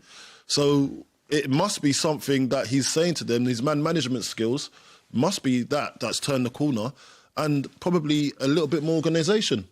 You know, that's might be all that it takes for a team like Everton to respond. And then I don't know how far that's going to take them. Yeah, like it might get them to a certain point, but then he'll have to reshape. And he's actually good at reinventing himself, David Moyes. Yeah. So we'll see how that goes. But he's doing really well now. He's winning the games that they need to win. And there's a feel-good factor around Everton again. I think the fans are loving it. They are. You know, and I remember when your mate, You know Carl, Welsh Carl. Yeah. Remember when he was fuming? Yeah, he wasn't happy about Moisey. No. Wasn't happy at all. What, going in there? Yeah, he compared him to a Sunday roast. He said, all I've got is veg. He said, no meat, no Yorkshire, no nothing. Got Dave Moyes, bit of veg. A bit of gravy on it. Wow. He's eating his words now, Carl is. Yeah. Oh, man. No, I want to see him eat his words as well. You'll see him Saturday. He's out. I can't wait to see him. What are you going to say now? The dressing room day out. He's out. If you come in City, you're more than welcome. I'll step in there. Right. Did you lot see Real Madrid? Oh, I haven't seen it. I heard about it. You know. Listen. I love Jude. I love him. I think he's a top guy. I think he's a winner. That's the thing. He's a proper winner. He's a winner. Yeah. Even so that when I was doing my badges, and we got to interview him, me and a few of the lads, on our A license, and his mum and his dad on one call, and his ex-coach, and he used to throw a strop when things weren't going his way at Birmingham when he was young, like as a kid, and then the coach was telling us how he had to like kind of pull him in and just say, listen, nah, don't act like that. You need to respond in a different way. And it was all to do with his being a winner and knowing how to control that aggression and that fight. And he didn't know how to express it. So he would sulk and he'd tell the coach to shut up or whatever. Like that. Do you know what I mean? And because he was so good, better than everyone else, he wanted the team to be as good as him. Yeah. So he was just always frustrated. Yeah. Now, when it comes to, obviously, when you see something like that and you've got that winning mentality inside you, and the referee has a boo-boo, and he messes up, he's going to say something. Now, he says, it's the way you say certain things in life, innit? Yeah. And the way it actually comes out your mouth. Politically, he is, like, you look at it, he's kind of correct. He's not said F you to the referee. He said F off, ref. like kind of thing. Like, and I understand the way he's probably saying it, like I don't know if he's saying it like in a bantery way. Yeah. Or come on, ref, like, but he's used that. But he's obviously said that word. He's been sent off for dissent. Yeah, Yeah. that's what we're saying. And the referee, is 12 saying, match. You get a 4 to 12, right? But because the referee's saying he's told me directly to f off. Yeah. I haven't seen the footage, but has he kind of gone up to him like right in his face? Obviously, I remember back in the day, you know. Something goes on, you're involved in it, and the ref makes a decision. It's like, oh, F off. Yeah. Do you know what I mean? I don't see it as a real personal attack, but I don't. That's the way that they've interpreted it, I guess. And he's saying it isn't like that. Yeah. You've seen it, Carlton. Was it like? No, so I haven't seen it, but I can imagine it because I'll tell you what. Because I've read about it. I had to read it, and look, there's a cultural difference in the way. Oh yeah, the way that everyone's. Definitely. Do you know what I mean? So, like the way we would say a bad word to each other, it might be it would be like might be a sign of endearment. Yeah. Do you know what I mean? And for other cultures, it'll be like, how the hell did he say that to you? Like, you can let him get away with that kind of thing. But that's where the culture difference is. And I don't know. I think he's already learned Spanish. So he'll probably know what he can and cannot say. And he's quite smart. The boy is very, very, he's got high IQ. So whether he's trying to get away with... He's learned now what he can and can't say. Well, yeah. Lesson. Yeah. But I always think, like, when you get into trouble, you kind of dumb yourself down. Like, you don't understand what's going on. Oh, what? I didn't know you can't say that. Like, I'll do that. Do you know what I mean? Because I play the game. Well, in England, this is how we say hello. You know what I mean? So why are you getting uptight for? I didn't mean it like that. I didn't mean it like that, ref. Yeah. You know? I use that line all the time. I didn't mean it like that. But so for that, I don't know. Like, for an official, I think he can do what he wants now because you've just left the door open for them to do what they want. And I feel that it might be a situation that he might not be able to run away from in this one. Do you think it needs, like, in rugby, there's zero tolerance for it at all on a ref? Really? Yeah, like, honest. Do you think it just needs nothing at all, mate? Yeah, nothing at all. I mean, it's really, if you're gonna, I guess, if you brought that into it, then the player knows he can't say anything or do anything, and you just got to accept kind it. of have a conversation. Yeah. Do you know rather than trying to have a go at the ref. I think I remember you should be able to talk to the ref. Yeah. Sometimes, because of in the heat of the moment, it don't always come out like. Whereas rugby, the rugby players we used to talk to the ref all the time, have banter with him. Yeah. Always, and even in the tunnel. I mean, if a decision goes against you, you want to. Yeah, I think it's slowly come into football that sort of rugby sort of scenario where if the referee needs to have a discussion, he'll get the captain in and go, listen. Yeah. I mean, you need to have a word with... And I've seen that in games, and I remember when I was at Fulham and I was captain, you go into some of the pre-match when you go and do the team sheets, and I remember some of them going, under no circumstances will I accept any swearing from anyone or direct. Just to tell your players that if it will be, there'll be a dissent like a caution straight away. So you got to go in, and the assistant manager will be in there with you to go, listen, lads, whatever you do, ref's on one today. So... don't get nothing silly. Because if you get a caution for a safety like that... Yeah, it might be harsh, but again, if that line is drawn and that's it, well, you're going to get one and that's it. Yeah. I think if you do that, it will certainly draw a line under it over time, definitely, because I think a few might still get caught out in just a sudden change. Yeah. But I just think the way that football is and the way that fans are and the whole emotion of the game, you can't compare it to rugby. You can't really. You can't. But I get what you're saying. If it was brought in, it would just definitely wipe it out. I'll tell you why you can't bring that into rugby. You can't argue with it then. You can't argue with it. Different sport as well. Playing and you a banner. Yeah. I remember the ref saying to me, "If you just come on." I was like, I literally, I did have nothing to come back to him. I can't remember who it was now, and I was like, effing hell, like, what's that? And he was like, it was about, 60th minute. And he was like, if you just come on. Did they make a start? That's the worst one as well. I got that once. I think it might be the same referee because I think that's his party line. He always says that. Yeah. But I had one that goes, "Oh, Coley, you played that position today." I was like, he says, "I seen you up front today." I'm like, "What are you talking about?" I've been here all and I buy it because I'm in the emotion. I can imagine you. How dare you say that to me? So I'm biting. I can't have it, but I love the banter with the referee. I don't want that to go, and it's just the boys have to be a bit more responsible on how you talk to a referee. They are human at the end of the day, although sometimes we don't think they are. But they go through their own trauma. Modern diets in football, boys. What are we saying? Like Haaland consumes. Mate, can I just a cow's heart and liver. Yeah. What? Yeah. I'm seeing this, right, and this obviously comes after the picture that he released on social media with looked like a big pork chop, tomahawk or something. Yeah. Right? Have you not seen the picture? No. Mate, it's a after massive the like game, Viking style, like big. Mate, it looked nice to be fair. I'd eat it. Listen, I'd eat it. Listen, what he's holding there. I'd rather have that than a protein shake. Listen, that's true. What he's eating there, let me tell you now, that's about 350 quid in a restaurant in town. Right? Tomahawk, after the game, it looks like he's on the treatment table or something. Like, and I'm looking back going, mate, when we come in from games, there'd be a tray of sandwiches. Like our time of change, they got a tomahawk steak on the go after the game. Mate, it's how good lucky. I would love that. I'd love that. How good was food? Right. So when we played, obviously different stadiums and bring in different food.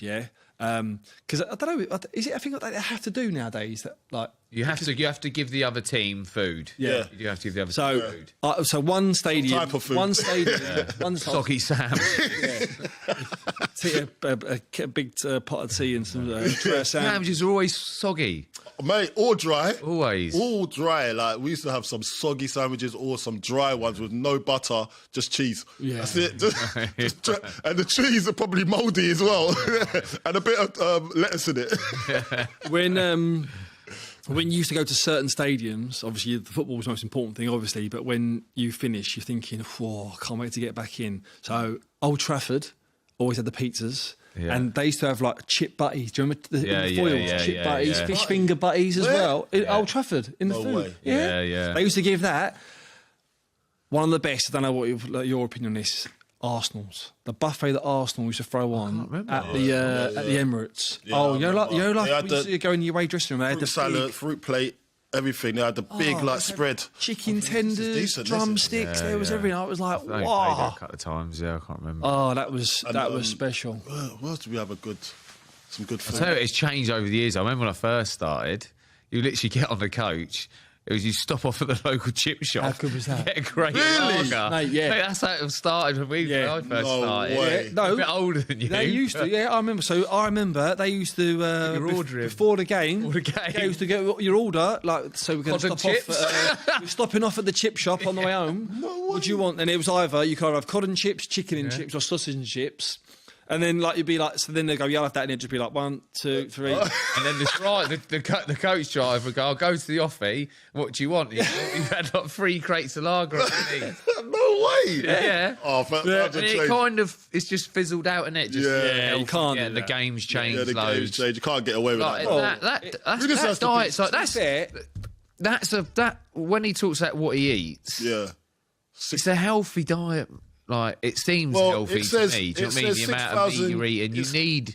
I'd rather be eating that meat than these protein shakes. Yeah, that's true. Because half time I'm like, what's actually in them protein shakes? Yeah. So he's eating 6,000 calories per day. So, and you're saying that meat, I don't get the cow's heart. I don't get the cow. Have you had cow's heart before? I've had some heart before. What heart? What was it? What do you mean you don't remember what it was? I know it was heart, but I don't know what heart it was. It was an animal's heart. It was definitely an animal's heart. I don't know which one. Yeah, it was. Thank you. So it's cooked. Yeah, it's one of them. What's the name of the Brazilian restaurant? They had one in Manchester, and you go in, and there's loads of different meats. And they come round, and they go, "It's all you can eat," and then you just keep eating it, keep shaving the meat off of different types of meats. And the heart was there. I can't remember which heart it was. I don't think I could. It was definitely heart. Really? Yeah. I've not done. Can you do that? Can you do a heart? No. It tasted good. What's the craziest thing you've eaten? Oh, that's hey, that's not. I don't know why you're. Hey, hold on a minute. We're talking football here, yeah? No. What's going on here? That's not quite. It's not, if it's what I think you're thinking about, that's not crazy. That's not crazy. Oh yeah, I don't know. Ostrich, what is it? Some of them like ostrich. I went in the jungle, didn't I? Yeah, okay. Yeah. Let's talk about that. The only thing was cockroaches and mealworms is the only thing I ate. There was You ate a cockroach? Cockroaches and mealworms, yeah, like a handful. Oh, and I ate some other stuff like crocodile in there. Crocodile? Yeah. How does that ostrich taste? eggs. How did that taste? Crocodile was nice, just like tough chicken. Tough It was chicken? all right, yeah. I did actually. If cooked right. I was that hungry at one point. There was a bird, but when they give you the bird, you've got to like sort it out, and the head was there, and I literally sat there just sucking on the head just for some flavour. That sounds really bad. It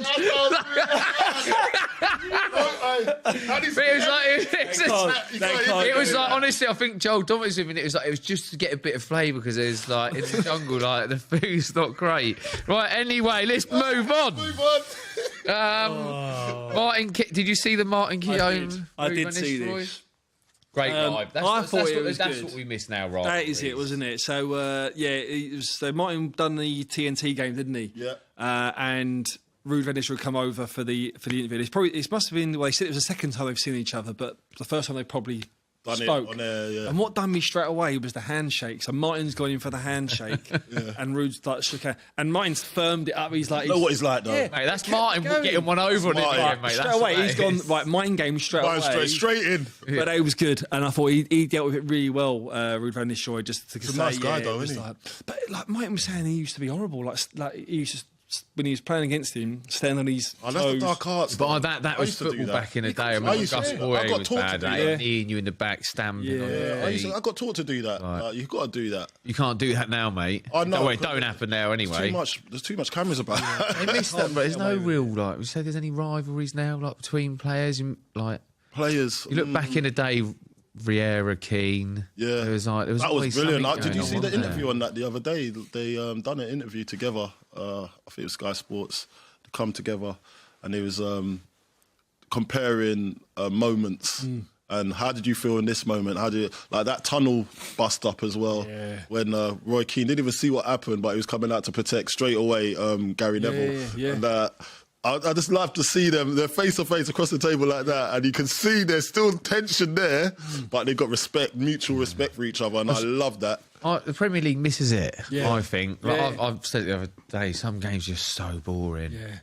They miss that in games, that rivalry.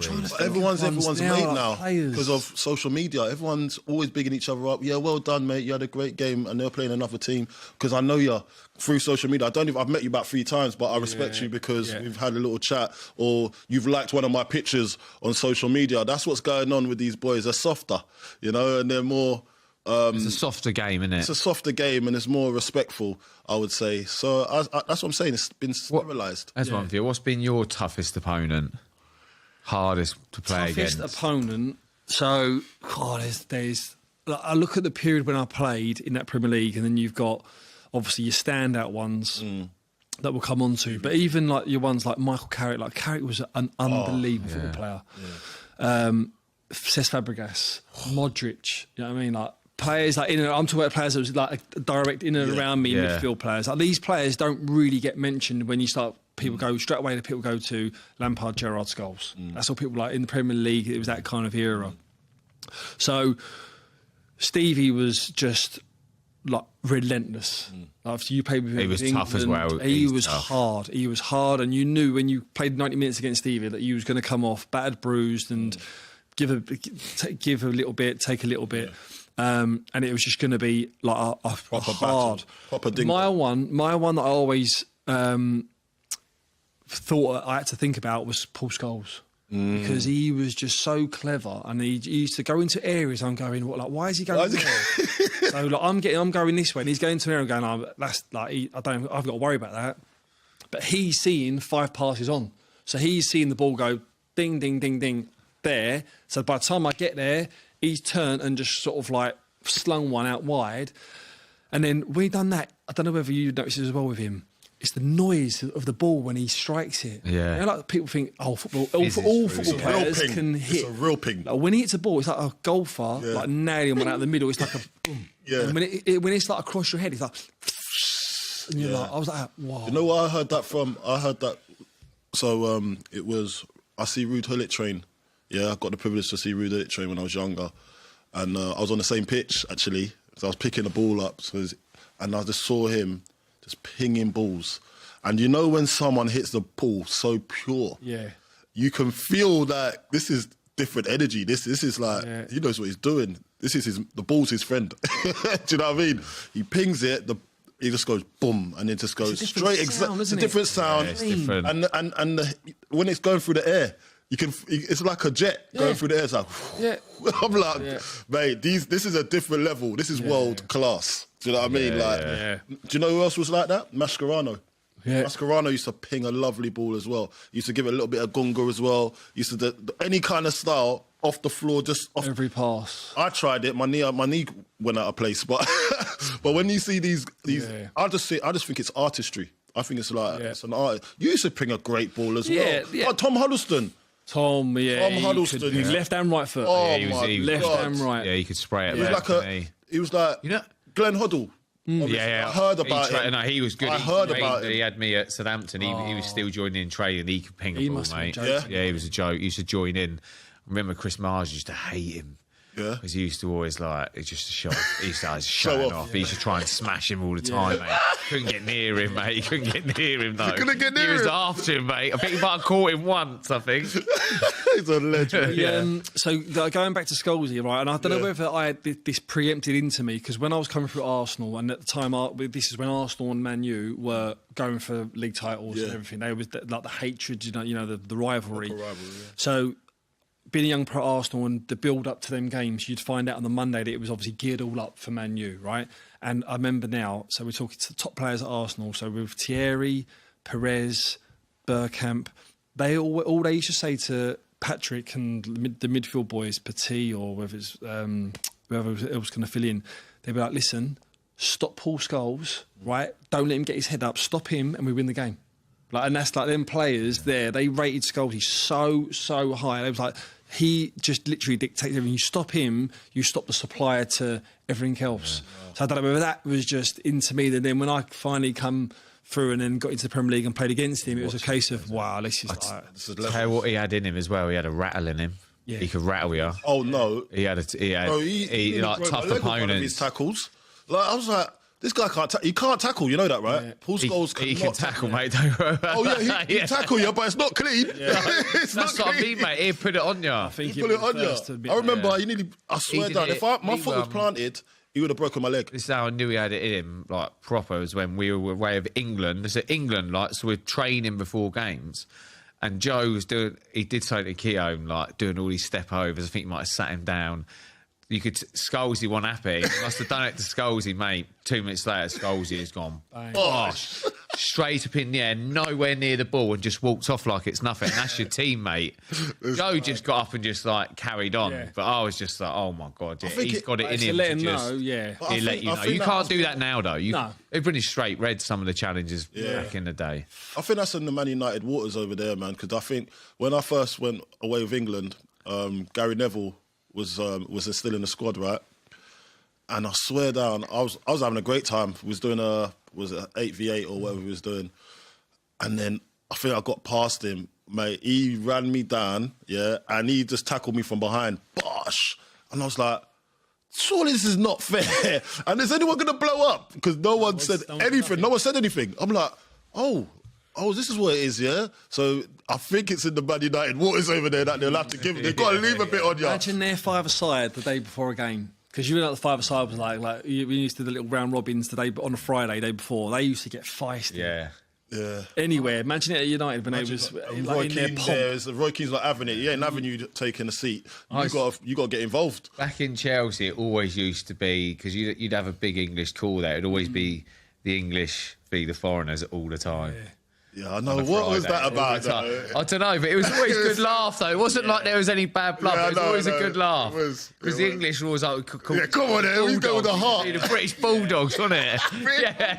They used to have all the skill, and then us just chatting around. Getting in there, Bulldogs. I remember at Villa, we done Young v Old, and there was always that. We did that. I was another place where I was at Old always come out on top. Yeah, always. I remember being at a club. It might have been Villa. Because I was about 24, 25, I think then, where I was just on the cusp. So I said, depending on injuries, I'd either be up or I'd have to go down, because I wanted to be with the older ones, where you have to go down to the younger ones. I was like, I'm going to get absolutely battered on Friday. Those were the good old days, man. Those were the good old days. Right, I think we've got time for. We've done the questions with you, Sidney, but... Beautiful. Let's... So, thanks for coming, mate. Thanks for filling for Joe while he's... Big seat a life to fill. of luxury on a mountain. Big seat to fill this. You boys are flying with this. It's been good. I've been watching it from afar. Obviously, we do the podcast, me and Crouchy, and let's talk about that. Let's talk about your podcast with Crouchy, because you guys are selling out stadiums. We need to get to that level. I've been a few times. It's a good laugh. It's one of them, Joe. It's exactly like this. And when you do it with your mates, you can't even call it work. Do you know what I mean? I say to the missus, I'm going, like, we're doing today, or we're doing this week, I'm going to work. She's like, you're not going to work. You're talking football. Like, I love saying it to one of my mates. I'm going to work. Oh my God. But you know what? It doesn't feel like you've got like cameras and mics. It just feels like we're like every day around the pub, and then that's the joy, and that's where the chemistry comes out. And that's why people enjoy it. So listen, we enjoy it. He's obviously the original Podfather, isn't he? So he's still going strong. But Podfather. I love coming on. Do you know what I loved? When I watched you. When you come out and you had Notorious. Did you watch that? I was there. I'd actually been to a Millwall Saints game, all day, and then turned up and got is it? The thing I loved about it, because it's Sidney, He's a lovely guy. He's laid back.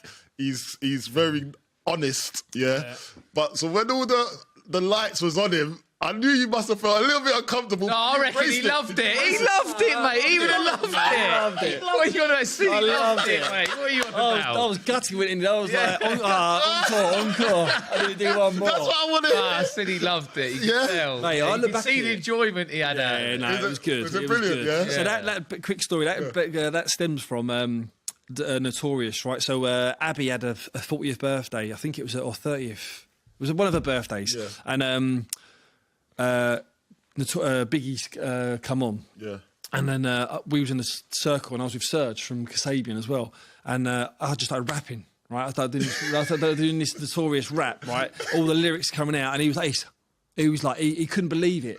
And Crouchy, he had to basically go back the next day because someone left a coat or a bag, and he got the CCTV up, and he's got the video of it of me rapping. Oh, is it? So that it kind of stemmed from that. And then my first episode that I'd done on the pod, I done it with Idris Elba. And one of the lads from production said, listen, we've got Idris on. I'm not going to tell the lads, but do you want to do a rap-off with him, a rap battle? And I'm like, mate, I could do a rap battle with Idris. Like, that's his bread and butter. I said, what I'll do is, I'll do a rap, but don't tell the lads that I'll do it. And don't tell Idris. And then, mate, I'd done it first thing. And he was like, he was like, whoa! And I look back now, I'm thinking, I had some balls doing that. Hey, I wouldn't be doing it. Something else. So, that's where the Notorious comes from. But, listen, it's great to be on here. It's, I love, obviously, working with you lot. And, filling in for JC is a nice little touch. So. You get to see Carlton do the little outro as well. So how many takes it takes? So this is it. Enjoyed having... the Sidmeister on here, right? This is the dressing room. What are we watching? This is the dressing room with Arabiya News. And listen, see you next week. Yes, Carlton, love it.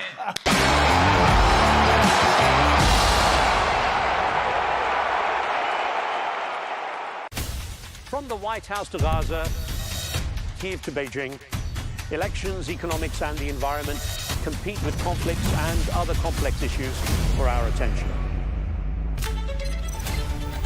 In an age of fake news, deep fake and artificial intelligence, they've got to have a vote and a say. It's important to look beyond the loudest voice to understand the truth. From newsmakers to groundbreakers. My campaign is going very well. Presidents, prime ministers, princes and peacemakers, and cultural tastemakers. As Arabs, as Middle Eastern, we're too emotional. Join me on The Risk-Khan Show for empowering conversation.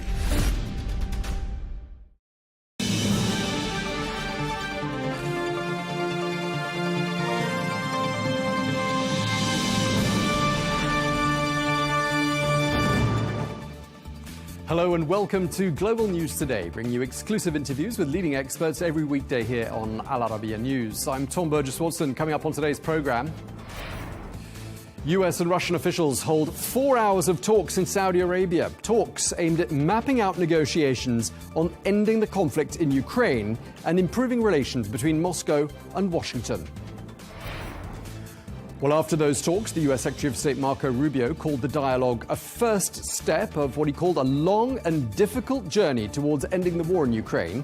But Ukraine's President Volodymyr Zelenzkyy says he won't recognize any eventual deal without his country's involvement. And the EU chief, Ursula von der Leyen, tells the visiting US envoy Keith Kellogg that Europe wants to work with Washington for a just and lasting peace in Ukraine. Well, Kellogg will visit Ukraine on Wednesday.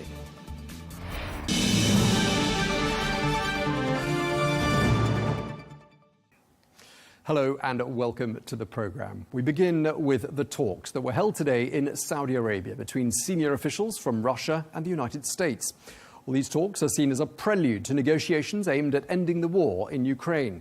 However, Ukraine was not present at the talks. Well, the US delegation included the Middle East envoy Steve Witkoff, the US Secretary of State Marco Rubio, and Donald Trump's National Security Advisor Mike Waltz.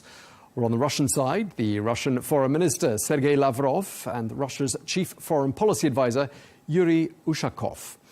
Well, the talks were hosted by the Saudi Foreign Minister, Prince Faisal bin Farhan Al Saud, and the Saudi National Security Advisor, Mossad bin Mohammed Al Ayban. Well, it's hoped that these talks will pave the way for an eventual summit between President Putin and President Trump. But the Kremlin spokesperson, Dmitry Peskov, says that a meeting between the US and Russian presidents could take several months. And were a meeting to occur, it would likely take place in the Saudi capital, Riyadh, he added. Well, ahead of the talks, Kirill Dmitriev, the head of the Russian Direct Investment Fund, said that, quote, good US-Russia relations are very important for the whole world. I think the discussion today with the US team are very important, and we've been consistently saying that good US-Russia relations are very important for the whole world.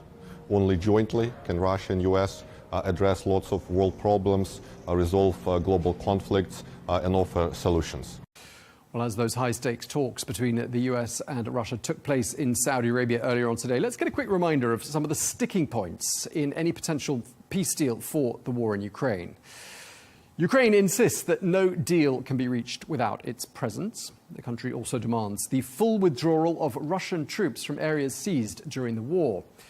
Meanwhile, the Kremlin says that the Russian President Vladimir Putin has stated that he has no objection to Ukraine joining the EU, but NATO membership would be a red line. Well, President Putin has also indicated that he is ready to negotiate the matter with President Zelenskyy if necessary. Well, speaking from Riyadh, the Russian Foreign Minister Sergei Lavrov said that NATO membership for Ukraine was indeed unacceptable, as was the appearance of NATO member troops, even if they operated under a different flag. Well, for his part, the US Secretary of State Marco Rubio says that Russia and the US have agreed to restaff their respective embassies in Washington and Moscow and appoint high-level teams to continue negotiations. We're going to appoint our teams, respectively, to work very quickly to reestablish the functionality of our respective missions in Washington and in Moscow. For us to be able to continue to move down this road, we need to have diplomatic facilities that are operating and functioning normally. The point is that we're going to appoint a high-level team from our end to help negotiate and work through the end of the conflict in Ukraine in a way that's enduring and acceptable to all the parties engaged. And the last thing we agreed to is that while our teams are going to be working on all of this, the four of us who were here today, the five of us that were here today, are going to remain engaged in this process to make sure that it's moving along in a productive way. Well, for more on the Russian perspective, we can speak now to Sergei Markov, who is a former spokesperson to President Vladimir Putin, who joins us now from Moscow. Thank you very much indeed for joining us, Mr. Markov. Thank you. 4 hours of talks. What was achieved, in your opinion? Mostly important what this main part of the team, international foreign policy team of Trump and Putin made, it was a discussion about more key problems and issues. And they decided on which point they agree, on which point they disagree. They didn't inform us about this, but it was very, very important for the resolving of such problems. So its main results. Additionally, they come to the idea that embassies should start working fully. You know, by American initiatives during more than 10 years, it started even from Obama presidency, the diplomat corps in both countries decreasing. And now it's almost, you know, 10 or 20 times less than it was before the crisis 10 years ago. Now, this will be amount of diplomats will be recovered fully. It means the number of diplomats will be increased in 20 times. It means that diplomacy will be open. The door for diplomacy will be open. But because we know that the main problem now, Ukrainian problem, but to come from the war to the peace, you need diplomatic relationship. If you have not ambassadors, not diplomacy, you cannot find a diplomatic solution.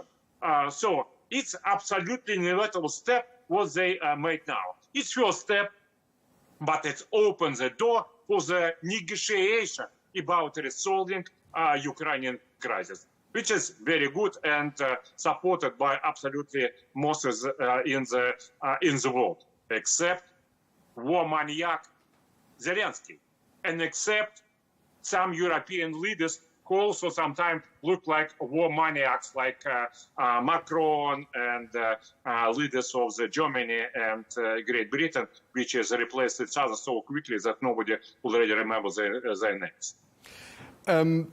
Obviously, your foreign minister called this a very useful conversation. We heard from Kirill Dmitriev, the head of the Russian Sovereign Wealth Fund, calling this a new logic, saying that the dialogue was very constructive. What are your observations about what happens next? What's your understanding of what we've now paved the way for? On the practical level, I think the working group will be formed of the most of the discussed issues. And they will recover diplomats. They will claim Russian ambassador, because before this, Biden administration blocked opportunity for Russia to have ambassador in Washington. So they will create again diplomatic systems. It's their main first will be next. And after this, this diplomatic team will start their negotiation on different issues. By the way, the main problem is not the Ukrainian problem. The main problem is the problem of the possible nuclear war between Russia and United States, because United States army, because of order of President Joe Biden, previous President Joe Biden, they in fact take part in the war in Kursk region by attacking by ATACMS rocket missiles. It's #1 priority to save from all the world from the nuclear catastrophe. It's very, very important.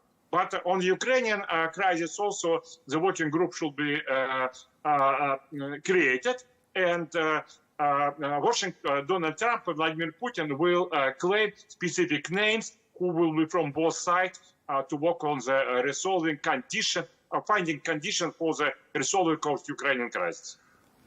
Okay, Mr. Markov, so Marco Rubio, the brand new US Secretary of State, said he's convinced that Russia is willing to engage to end the war in Ukraine. Let me ask you this. Russia controls about 20% of Ukrainian territory. Do you see Russia relinquishing control of the 20% that it controls as one of the conditions for bringing about peace in Ukraine? Forget about territories at all. Russia doesn't interesting about territories. Russia is the biggest country in the world. What Russia has to do, we cannot move those people who live in those territories to the hands of the clear terroristic regime which have been created by Western countries in Ukraine. To protect our people is most important. The main issue, not territory, the main issue is the character of Ukrainian regime. Because the reason of why Russia has to start this military operation is to protect also members of citizens of Ukraine from the repressive, neo-Nazi, terroristic, illegal regime which we have in Ukraine right now. So, and by the way, this is security guarantee for Ukraine. We understand that security should be for sure for Ukraine, but security guarantee, not militarization, not NATO troops, but coming back to democracy of Ukraine, coming back to democracy which been in Ukraine between 1991, of calling independence, and 2014. Ukraine was in absolute security those times. So we should back by character of Ukrainian regime to the situation before the coup of 2014, which has come to this catastrophe. It's very simple. It's main Russian demands. Okay, clearly there's going to be a lot to talk about if and when President Trump and President Vladimir Putin hold talks. I want to ask you something else. Under President Biden, the Kremlin described relations with Washington as being, quote, below zero. Where are they now? These relations now are above the zero because we have we didn't resolve any problems. Americans still stolen, many Russian monies, so as Europeans. We still have repressive neo-Nazi regime in Ukraine. We still continue the war. We still great sanctions against Russia. We still all have all those problems. But now we have at least some kind of political will from Donald Trump to come to the peace and to come to the compromise. It's like you have conflict with your neighbor. You have fighting with your neighbor. But one moment you decided you should say hello to your neighbor. It's not solution to the problem, no. But it's first inevitable step to solution of war. Russia and United States, first time after 10 years, say to each other, hello. It's very good. Sure, and just to pick up on that, I mean, if using the Kremlin's same scale, with below zero being the state of relations under President Biden, are they now above zero? What number are you giving them? Yes, they're about zero. Some a little bit above zero. Some a little bit in small plus up of the zero. How confident are you that dialogue and this newfound dialogue between the two sides are going to deliver peace? Nobody could be sure about this. First of all, we have a tremendous international crisis, which we didn't expect a few years ago. And we have the world changing so quickly and so unpredictable style, which difficult to also make some kind of conclusion about future. We have Donald Trump, who is not the most predictable politician in the world. So it's difficult for analysts to predict. My just guess that possibility for the peace deal in Ukraine on the spring, 20%. The possibility of the peace deal about Ukrainian crisis to the end of this year, 65%. OK, that sounds quite optimistic. So you're expecting results during the course of this year, and you're not expecting the talks to collapse. Am I right? Yes, exactly. I think from Donald Trump's point of view, this conflict should be stopped with Russia, because this conflict moved Russia, first of all, Russian economy to the Chinese economy, which is regarded by Donald Trump, as you know, as main strategic competitor to the United States. Secondly, United States spent so many money to Ukrainian crisis. And didn't spend this money to its southern border. Additionally to this, Volodymyr Zelenskyy and his team regarded as enemies of Donald Trump, because they worked for the enemies of Donald Trump inside American politics many years. Additionally to this, what kind of victory United States can have from Ukrainian war? No any perspective for any victory. Also, if you look at the European leaders who support Ukrainian war, all of them political enemies of Donald Trump. Why he should be with his enemies? So very reasonable for Donald Trump to move to the stopping this Ukrainian war and to accept Russian conditions. Not because Russia is winner, but because Russian condition is very minimum and very realistic. Do you want I can say you about Russian big maximum condition to say you? You want me to say? Yes. It's very simple. Most of the Ukrainian territory should be part of the Russia, except Lvov and some small part of the western Ukraine. It's first. Secondly, all European leaders should be arrested and go to the prison and to the international, like Nuremberg Tribunal, because all of them know that they supported absolutely clear terroristic regime in Ukraine. It's Russian maximum demands. But Russia understands that these demands probably not so much realistic. OK, I'm not sure that those demands are going to be met, but maybe I'm wrong. One thing we heard from the Kremlin today, though, the president of Russia is, quote, prepared to talk to President Zelenskyy of Ukraine if necessary, they said, if necessary being the key words. In your opinion, is it necessary that those two men talk, and do you think that's likely to happen? I don't think personally that it's unnecessary to work with Volodymyr Zelenskyy. Volodymyr Zelenskyy, he is a drug-dependent person, and he is maniac of the war, and he is war criminal, and he is not represent now majority of the Ukrainians, because Ukrainians want peace and Zelenskyy want war. So what reason to negotiate with him? Ukraine also doesn't exist as an independent country because Ukraine too much depend on the big Western coalition. And so no reason to, from my point of view, to have Zelenskyy as part of the negotiation. Most of the Ukrainian politicians will be happy if Zelenskyy will be kicked out, because most of the Ukrainian, except few groups of the neo-Nazis, most of the Ukrainians want the peace as soon as possible. And they absolutely don't care about Donbass, Crimea, and so on. The Ukrainians, they even ready to give Russia Odessa and Kharkov to get the peace as soon as possible. But if a Ukrainian person was here, they would say, we didn't invade our own country. It was invaded by Russia. They didn't want war. That's what they would say. They would say, you invaded, your country invaded their country. They clearly don't want war. Russian invasion was humanitarian operation to save Ukraine from a neo-Nazi regime.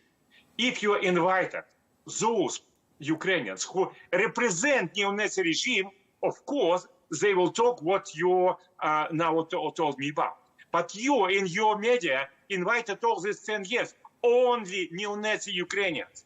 But I personally know a lot of Ukrainians who will say you absolutely on contrary than you was told now. And if you go, if you send your journalists and ask ordinary people they will say you secretly because they're afraid terrorist machine of Zelenskyy. But they will say you secretly, we want to have peace as soon as possible because half of the millions of Ukrainians already have been killed in those war for reasons which we don't know, which we don't understand. You may know that Odessa and Kharkov, they're Russian cities. They 90% of the people who speak, they speak Russian language. They've been part of the Russia during 1,000 years. So what is the reason to fight for Russian cities? Just lastly, as we look forward to what happens next and possibly these talks face-to-face between the Russian and American presidents, obviously trust is earned. Not many European leaders trust President Putin. But do you think President Putin trusts President Trump?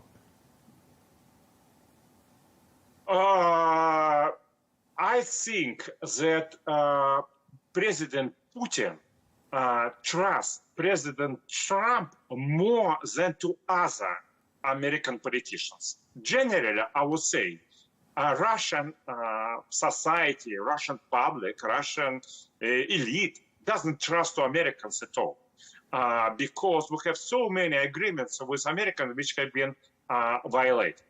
But I think Putin understands that Trump is another kind of politician compared with normal American politician which he made last years. And Donald Trump, he's populist. He represents not deep state of United States. Donald Trump represents these average Americans. And these average Americans, they demand Donald Trump, you should make the peace deal with Russia. And the main enemies of Vladimir Putin is same as main enemies for Donald Trump. It's deep state of United States of America, and this is European, so-called global liberals, something like this. Bureaucracy. Okay, we're going to leave it there. We're out of time. But thank you very much for taking the time to speak to us. Sergei Markov, former spokesperson for Vladimir Putin. Thank you very much indeed.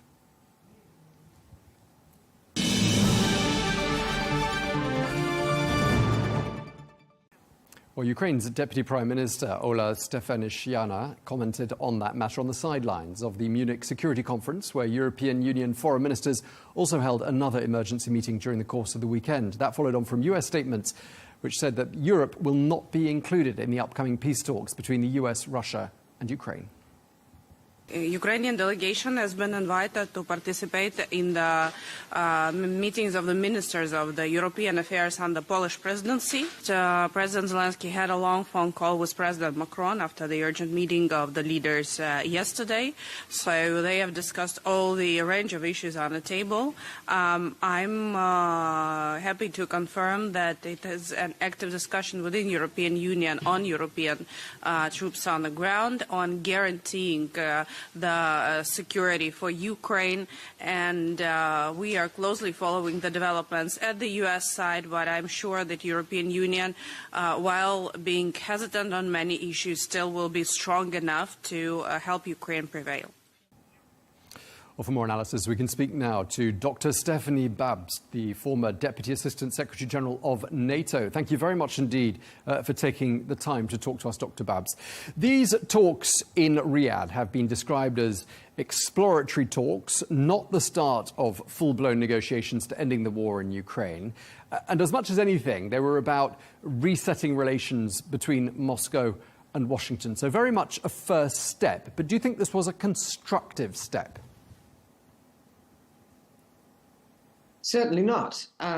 Here is the Trump administration, as you rightly pointed out, seeking to reset broader relations with a pariah, with somebody who has attacked and is still attacking another country, with somebody who is warranted with as a war criminal, somebody who has proven to be one of the most aggressive actors on the European continent and beyond. So, no, the US has unfortunately left the broader Western democratic consensus to contain Russia to punish Russia for its behavior. And it's obvious that it rather seeks to reward Russia. And that is really a tragedy. So you're saying these talks shouldn't have taken place at all. Some in the Trump administration would argue that bringing President Putin in from the cold makes the world a safer place. What do you say to that argument? Well, I'd say it is pretty much rubbish. I mean, we have a Russian president who has not demonstrated any indications, any willingness to reconsider his broader strategic objectives. He is still on the war path with Ukraine. As we speak, his troops are destroying Ukrainian cities and firing drones and missiles. He has upgraded in the past 3 years his military posture along all military domains that he has put in place in order to threaten Europe. He has increased his hybrid irregular war activities against NATO and EU member countries. And he has stated on various occasions that he wants to alter the strategic balance of power, weaken and paralyze NATO and EU countries, and expand his own sphere of influence. So here is somebody who has a very clear strategic objective, and he will certainly like to use the so-called negotiation in Riyadh to get a rehab or rehabilitation from President Trump on the world stage, something which he long sought to do, but former US President Biden rejected this. And he will push the American team in order to ease or even lift economic sanctions. And at the same time, everything that will currently be discussed will put him in the limelight back on the international stage. So, yes, he has a lot of gains to make, and he, I think, thinks that he is certainly on the path to victory. You, of course, know Russia extremely well. You have a PhD in Russian studies, and you know the European and regional geopolitical landscape extremely well as well. Is this a case, in your opinion, of a brand new administration simply being naive, or do you think there's more to it than that? No, this is not about naivety. I have, as you know, spent most of my professional time at NATO headquarters. I sat through numerous, probably hundreds meetings of the NATO-Russia Council. I even chaired a number of NATO-Russia Council meetings. So I know really what Russians are up to. And in fact, we've had now some 11 years, which is the time since Russia illegally annexed Crimea and parts of eastern Ukraine to come to grips with an aggressive Russian regime. And unfortunately, Europeans and also the Trump administration pursued a policy of we must not provoke Russia. They were clearly not willing to really robustly contain Russia. And President Trump, already in his first presidency, used very close financial, personnel, and other ties to the Kremlin, who has influenced the election campaign during the first presidency of President Trump and has repeated that.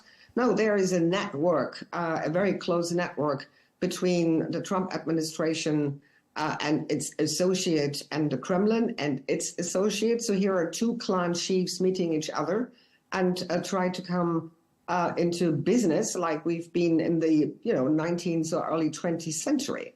So I think this is really pretty upsetting. So what do you think it is that's motivating President Donald Trump here? Well, President Trump and his Make America First agenda is clearly geared towards recoupling from Europe. I think he sees himself par to par with the big players in Moscow and in Beijing. He certainly has no interest to really keep the traditional alliances and partnerships that the United States has built over the past 70 plus years. He wants to, I think, use the relationships that he is about to reset with President Putin in order to make gains profitable economic, financial, personal gains, but also to establish the United States as an actor with, or rather a country, a global power, with whom people must reckon, but not in a predictable way. He uses on purpose this shock and awe disruptive strategy, makes everybody guessing, puts everybody under time pressure, threatens allies left and right hand. So this, I think, is all part of his strategy. And just judging from one of the tweets you've put out in the last couple of days, you've said this isn't just about Ukraine. It's about President Trump trying to, quote, decouple the Russian-Chinese no-limit partnership. What was the thinking behind that? Help us understand that. Well, the Trump administration, as the previous administration, have on numerous occasions made clear that their strategic focus is the strategic competition primarily in the field of economy and technology with China. And they are, I think, right in terms of looking at China as an actor who is equally interested, like Russia, to alter the broader international architecture and to break the rules-based system that we have built ever since the end of the Second World War.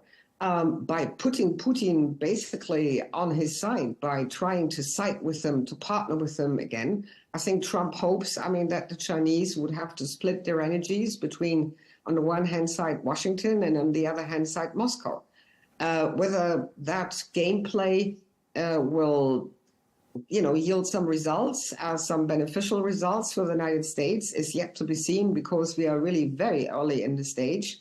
But the no-limit partnership between Moscow and Beijing has empowered Russia to do what it has done in the past 3+ years in Europe, and in particular vis-à-vis Ukraine. Without Chinese support, military, economic, financial, and other support, the Chinese war machinery would not be as productive and as powerful as it is. So I think there is a broader power play here in the mind of President Putin. And from his perspective, Europeans, as well as other traditional partners of the United States in Asia and in the Middle East, they're, let's say, in the second or third tier. They don't really count as they used to count from his perspective. So that's really a fundamental shift in U.S. Global posture and in U.S. global foreign policy. We've heard from the Polish Prime Minister, Donald Tusk, saying that he was talking about the meeting that was held in Paris, that everyone's aware that transatlantic relations, the NATO alliance, and our friendship with the United States have entered a new phase. I want to pick up on what you said there, a new phase, and ask you for your thoughts. Do you still consider the United States to be an ally of Europe?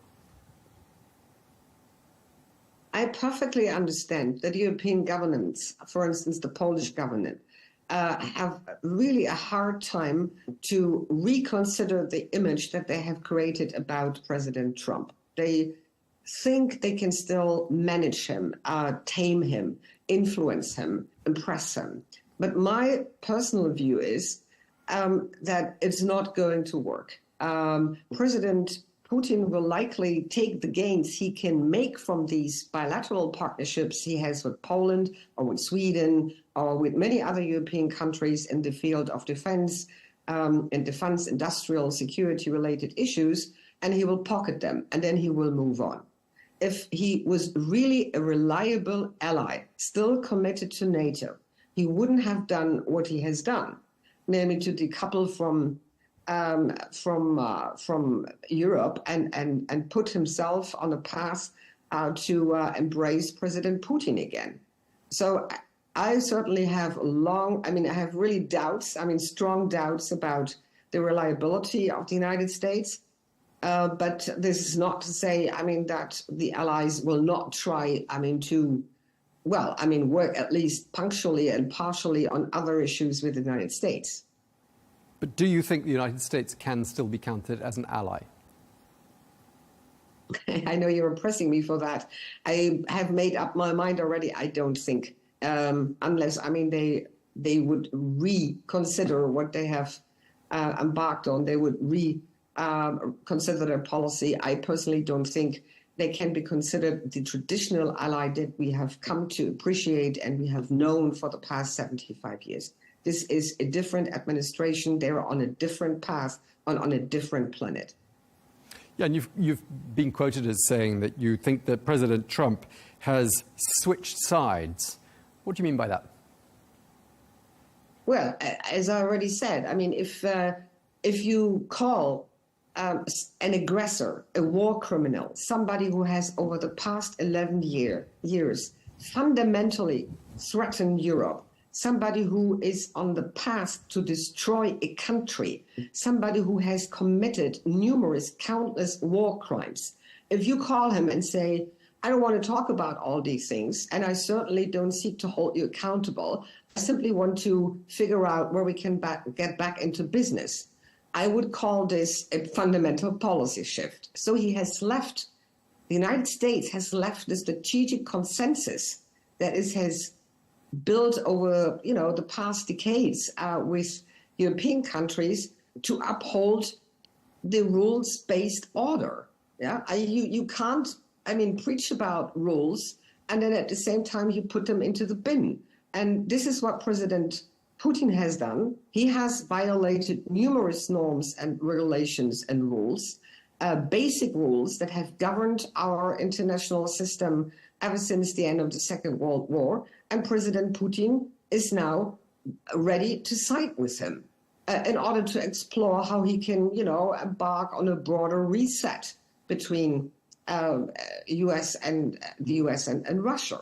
So that's, again, I'm making the same point. That's really something fundamental. It's not just an irritant in the transatlantic relationship. This is not just a minor little something. This is really a seismic shift.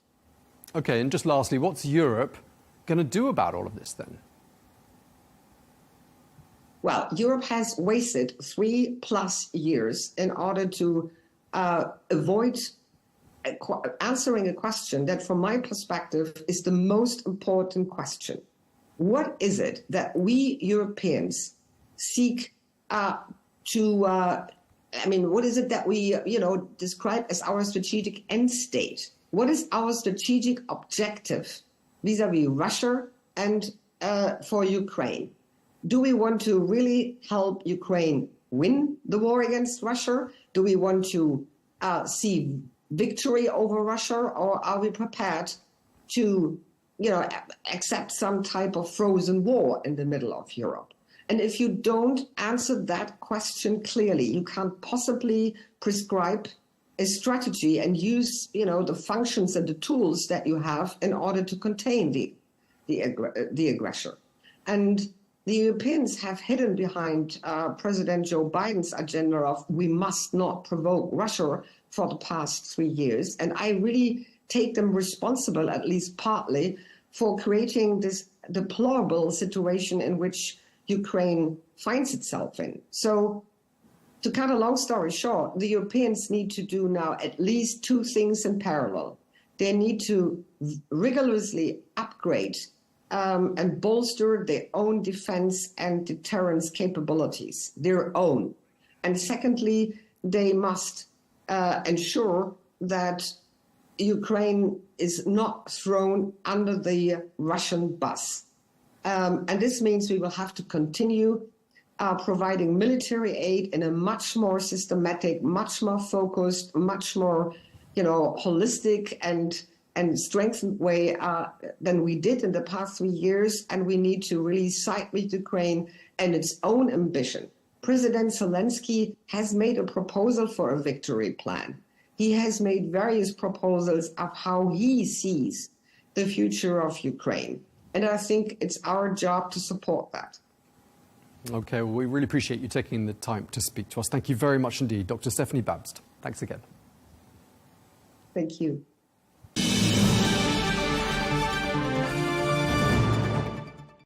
Well, while the EU insists on being at the negotiation table when discussing Ukraine, President Trump's special envoy, Keith Kellogg, stated at a global security conference in Munich last Saturday that the US would act as an intermediary in the talks, with Ukraine and Russia as the 2 primary parties. Well, when asked about the prospects of European involvement, Kellogg bluntly stated that he did not believe it was likely to happen. So the Europeans, who have provided as much or more support than the Americans in this process, you don't think should be at the table directly. You think it should be two protagonists. I said I'm a school of realism. I think that's not going to happen. But I said that's one of the reasons I'm here talking to people. One of the reasons we're going out, we're doing it, to making sure that their positions are well known, that when we go into these positions, they're well stated. Now, that may be great, like fingers on a chalkboard. That may grate a little bit, but I'm telling you something that's really quite honest. So if you part of the problem that we looked at when you looked at Minsk too, there was a lot of people at the table that really had no ability to execute some type of peace process, and it failed miserably. So we're not going to go down that path. Well, despite his earlier statements, Kellogg travelled to Brussels earlier on today to meet with European Commission President Ursula von der Leyen. Well, von der Leyen told President Donald Trump's envoy that Europe is eager to collaborate with the US in talks aimed at ending the war in Ukraine. Well, for more analysis, we can speak now to Matthew Breiser, former US ambassador to Azerbaijan and former Deputy Assistant Secretary of State for Europe and Eurasia. Great to have you with us once again here on Al Arabiya News. Just wanted to start by asking you for your take on the overall US approach to this newly begun dialogue with Russia. Yeah, thanks, Tom, for having me back. It's great to be with you. At face value, the approach of the United States is tectonically different from anything in the past. And as you and I have discussed before, I was raised as a Cold Warrior. For us, we would never imagine any negotiations about a country at war without that country being at the table. And we'd certainly never imagine a negotiation about a conflict in Europe without our European allies. So at first blush, it's a shocking approach that would appear to play right into Russia's hands of dividing the United States from its European allies. Now, the Trump administration will resoundingly disagree with what I just said. What they'll say is that this is the first discussion with Putin. They're trying to, or not with Putin, but with Russia, trying to set up a meeting between Putin and Trump and trying to coax the Russians to the table at a moment when Putin seems intent on continuing the war. He's got his economy completely on a war footing. He feels he's starting to generate offensive momentum. And he believes that if the Trump administration behaves the way Trump, the candidate, did, time is on Russia's side because the United States will cut support to Ukraine. So if Trump is correct that he's just trying to coax Putin to the table when Putin thinks he's winning, this might be a good approach. But it's a radical departure from all that the U.S. has tried since the end of World War II, which is to maintain solidarity with its European allies. Okay, but as you're saying, the Trump administration and, in fact, some in the Russian delegation have dressed these talks up as being a bit different from what we had initially thought they were all about. They've said it's all about addressing the irritants to the US-Russian relationship. I mean, what are they getting at here? What irritants are they talking about? I mean, presumably Ukraine is one of them. Yeah, of course it's one of them. I mean, President Putin himself literally wrote the book, or at least the monograph on the topic, when he said, essentially, that Ukraine has no reason to exist as an independent country. It's false. There's not a Ukrainian language. Ukraine is really just Russia or Little Russia. So what Russia is getting at in terms of the irritants beyond Ukraine is something that's been on their proposal since 2008, when then President Dmitry Medvedev said there needs to be a new European architecture of security based on the concept of equal security, meaning that no country or no member of the transatlantic space or the Euro-Atlantic community can take any action that would be perceived as threatening the security of any other European country, which of course includes military political alliances or any sort of collaboration between some Europeans and or Americans that in this case Russia would not like.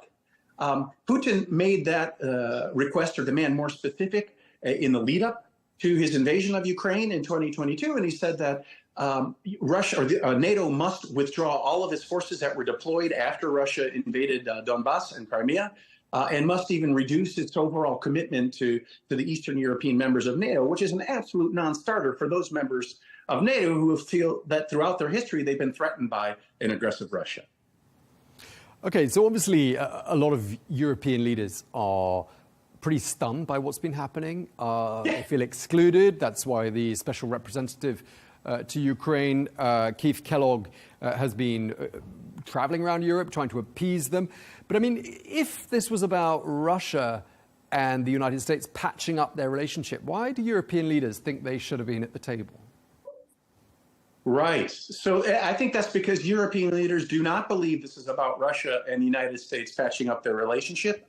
On the contrary, European leaders believe President Trump is pursuing the proverbial strategic condominium of a special separate deal with Russia over the heads or behind the backs of A, Ukraine, and B, the European members of NATO, who many of whom are frontline states in this conflict. So that's a long-winded way of saying I think that the European leaders think Trump is either being naive and being manipulated by Putin, or by design wants to cut a separate deal and a separate peace with Russia, regardless of the interests of the European leaders and European countries. Okay, so we also heard from Keith Kellogg that he's working on what he called Trump time. Basically, things have to happen quickly, and some people will tell you that's a grave error when it comes to negotiating. You shouldn't be in a hurry to negotiate anything. You should be willing to walk away from the table. But perhaps Washington, the Trump administration would argue this wasn't a negotiation. These were the talks before the negotiation. So, it doesn't matter what speed we do things at, does it? I strongly agree. Yes, and I as critical as I just was of the fundamental nature of this approach, Trump's approach to the peace negotiations with Ukraine, it's refreshing, on the other hand, to have a sense of urgency. And and as Keith Kellogg said, to have to move on Trump time, which means immediately, to get something going.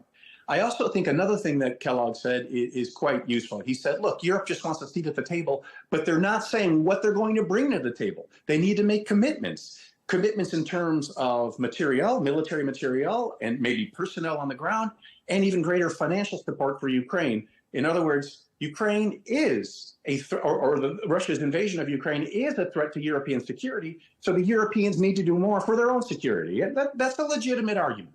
But when it comes to the actual negotiations of a peace treaty, having negotiated, peace treaties or agreements in several armed conflicts in Europe, I think they shouldn't be rushed. But we're not, as Kellogg said, and as you said, Tom, we're not in the actual negotiations yet.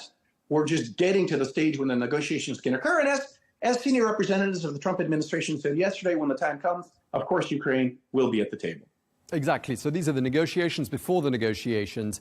Yeah. When the negotiations do begin for real, your understanding is that Ukraine will most certainly be involved. Well, that's what some members of the Trump administration claimed yesterday. I think there's disarray now in the Trump foreign policy apparatus because so many of the senior positions are unfilled. The National Security Council staff, where I worked for 4 years under President George W. Bush, it is the place where ideas are vented, are then compared with the president's overall agenda. And it's the National Security Council staff that has to make sure each agency that has an interest in any issue gets a fair hearing. And the National Security Council staff right now is terribly understaffed.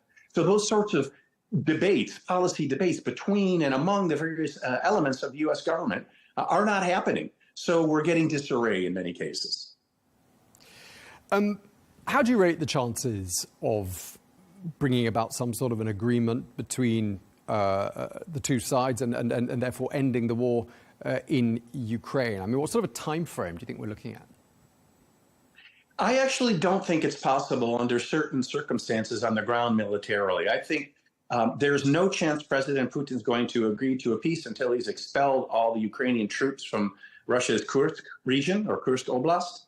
And as long as Putin feels he's got the military momentum and is gaining pieces of Ukrainian territory, albeit slowly with enormous human and economic costs, he'll keep going.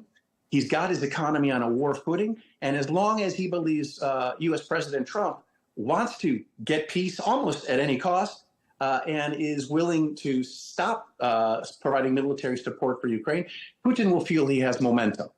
But I think that Trump is committed to sustaining the support to Ukraine and then putting a lot of pressure on Putin in terms of more sanctions to try to break the Russian economy if Putin shows that what I said is correct, that Putin is not willing yet to negotiate in good faith as long as he feels the momentum is in his favor on the battlefield. I hope I'm wrong, but I think I'm right. And so I think we're going to see this round of talks fail, never get off the ground. And then I think we'll see Trump putting more pressure on Putin. And then we'll see whether or not real talks will begin in earnest. And then we might as well see, perhaps, an improving in relations between Washington and Europe, because the Europeans are extremely concerned. They feel it's almost as though we were talking to a guest just a moment ago, suggesting that perhaps Donald Trump had switched sides. It feels that way. Based on what we were talking about at the beginning of our chat, what Trump is doing in excluding our closest allies marks a tectonic, and from the perspective of anybody who's thought about international security in NATO for the last 50, 60, 70 years, a shift for the negative. So it's understandable that the Europeans who have the most to lose after Ukraine, if Russia continues its war, by the way, I believe likely on NATO territory in the Baltic states or Poland, if there's insufficient cost for invading and occupying Ukraine, they're of course the ones that are the most upset. And even Turkey, whereas President Zelenskyy is visiting today, is saying, and Zelensky's agreed, not only must Ukraine be at the table, but Turkey should be at the negotiating table too, as a NATO ally.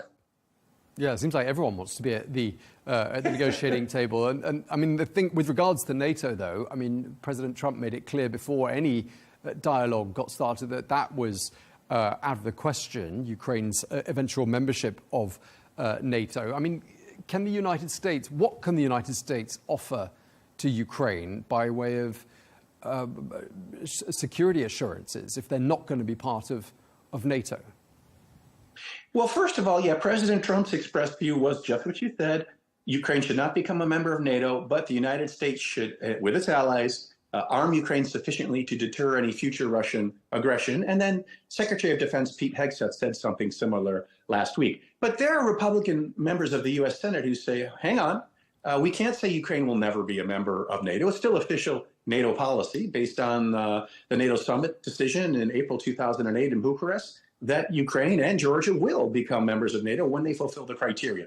So Trump and his Secretary of Defense can articulate whatever they want about today's situation, but, there will be new presidents, and NATO's door is officially open to Ukrainian membership. But what else can the U.S. offer? It can offer troops on the ground.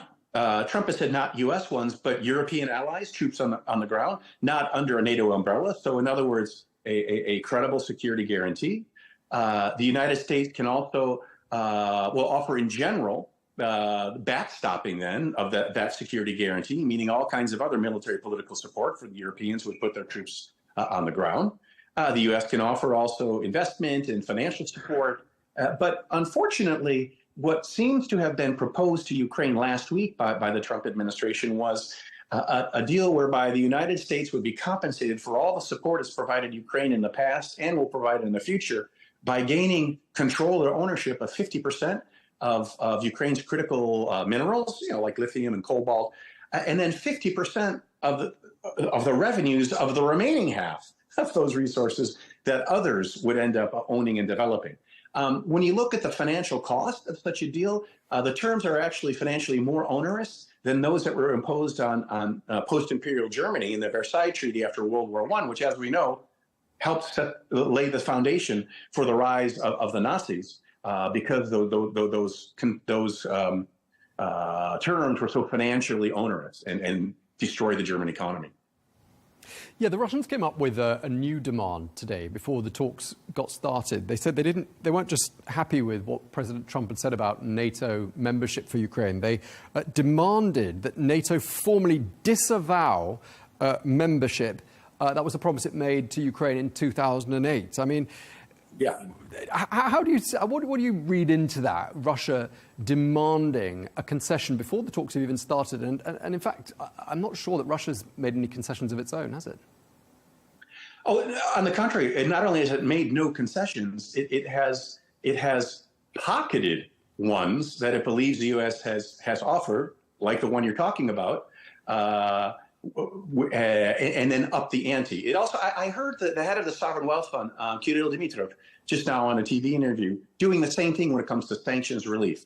I know from my business life now here in Istanbul, consulting business, that the Russian government is 100% sending out feelers through some of its companies about what it will look like or what it would look like if there was peace and the United States were to unwind the sanctions. 100% Russia really wants that to happen. Yet the head of the Sovereign Wealth Fund said today, no, we're not interested in lifting the sanctions. That doesn't matter to us. We're just worried about these NATO issues. Well, that's a lie. It's upping the ante. They're pocketing a concession and then trying to get more. And then they're also simultaneously trying to build a split between the United States and other NATO members by sowing discord in the alliance and frightening some NATO members, or playing on those like Viktor Orban, who want to say, yes, of course, we never should have enlarged NATO and we shouldn't go any further. Ukraine doesn't deserve to be a member. Whereas the other NATO member states, like Poland, the Baltic states, United Kingdom, and the Netherlands, no, Ukraine should eventually join NATO. So it's upping the ante and pocketing concessions on the one hand by Russia, and then trying to sow discord within the NATO alliance on the other hand. And all the while, and I think we were talking about this last week, we're seeing the United States, in many ways, shifting its focus away from Europe and more towards what it considers to be a more pressing issue, which is what's happening in the Asia-Pacific region, notably with regards to China. I mean, do you think that's part of why President Trump's administration seems to be keen on leaving Europe very much to its own devices? Absolutely. Yes, I do. And that goes back to the Obama administration when he wanted to pivot to Asia and then rebalance toward Asia, he said. So, yes. And there's another point. Steve Bannon was recently interviewed in the Greek newspaper Katamirini. It's an amazing interview when he says what Trump is trying to do is essentially create a Fortress America. So he's looking at naval considerations. He wants to get a special relationship with Greenland to prevent Russia from having open access, its submarines, open access to the U.S. Atlantic coastline. Same with the Panama Canal. He doesn't want China and Russia to be able to move freely through the canal and threaten the United States from a naval perspective. Same with Canada to a certain perspective. And then Trump wants to create an Iron Dome, referencing the Israeli air defense system, over the United States to make the United States impenetrable by Russia and by China. So yes, there's that pivot toward Indo-Asian theater, but there's also this desire to protect the United States from any threats that China or Russia could instill, and make clear that Russia really cannot be a threat to the United States, and then let Europe take care of its own security, let it pay for its own security, and let the United States worry about itself. I think that's the overall approach by the Trump administration. I think it's a faulty one, to be honest. How dangerous do you think that is? Yeah, I think it is the objective now. I think it will fail.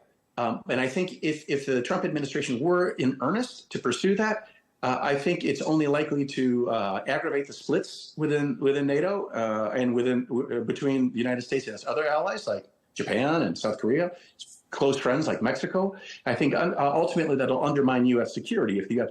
pursues that maximalist sort of isolationist or self-focused approach. But I don't think it'll work. I don't think the approach to, if Trump were trying to cut a special deal with with Russia about Ukraine, that'll work, because Ukraine will never accept it.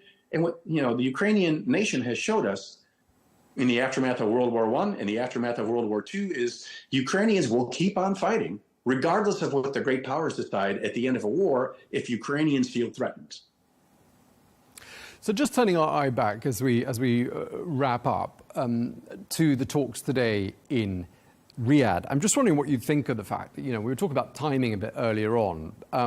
Let's also talk about experience, because on the one hand, you have this team of veteran negotiators on the Russian side, someone like Sergei Lavrov, who's been in his job for more than 20 years. And on the other side, you've got someone who's been in their job, Marco Rubio, as Secretary of State, for not even a month. I mean, there's a real mismatch, wasn't there, in terms of experience. Do you think it would perhaps be better for the United States to have perhaps left this one for a little bit later in the administration, rather than trying to strike a deal now when everyone is still so new to their jobs? Oh, I couldn't agree more. I mean, I've worked with extremely closely Foreign Minister Lavrov when we were working together, U.S., Russia, and France, in mediating the Nagorno-Karabakh conflict between Azerbaijan and Armenia. And he's a brilliant negotiator and diplomat, as well as Yuri Ushakov, who was longtime Russian ambassador in Washington and is Putin's closest advisor on foreign policy. These are consummate professionals who think about diplomacy not like a real estate deal, as Middle East advisor Steve Witkoff, who's part of the Ukraine negotiating team, and is a great negotiator and deal maker when it comes to real estate, but doesn't think about the psychology and the intersection of individual psychology and national psychology, like Ushakov and like Lavrov do. Few diplomats in the world have that level of sophistication like those Russian diplomats. So I think the U.S. team is far outclassed. Mike Waltz is, he's a great member of Congress. He's a strategic thinker. But these collectively, I mean, those two Russian diplomats alone have, a half a century of highest level strategic negotiations. And they are extremely clever and skillful. Okay, so clearly, as you're saying, a massive mismatch in the levels of experience between the two sides. Clearly, the Russians will have gone in there this is my last question, knowing that they had the upper hand. Oh, completely. That's why this is happening. They think that they are going to be able to flatter Trump, as is the Russian tactic. I've seen it in my own diplomatic and political life a million times. They tried it on me. They come to you like they'll come to Trump and say, you understand us. All those other hawks in Washington, they're unsophisticated, uncivilized. People like you, you're better. You understand us, and we can find common ground. That's why Putin has formed something called the Valdai Discussion Club. He takes people in Washington who believe that they understand Russia better than the hawks in Washington and are best suited to find peace. And Putin tells them exactly what they want to hear. That is what's going to happen now. It's going to be Lavrov and Ushakov saying to Marco Rubio and Mike Waltz and Steve Witkoff, thank God we're together with you. We got rid of those Biden hawks, warmongers. We can find common ground with you. Help us create peace for the long term in Europe by having a whole new European security architecture in which NATO is no longer a driving force. Let's make peace between the United States and Russia for our grandchildren and the next generations. And usually Americans eat that stuff up, but they should be careful because they're being played. Okay, well, it's been great talking to you. Really appreciate your analysis. Matthew Bryser, former US ambassador to Azerbaijan. I loved it. Thank you very much indeed. Thank you, Tom.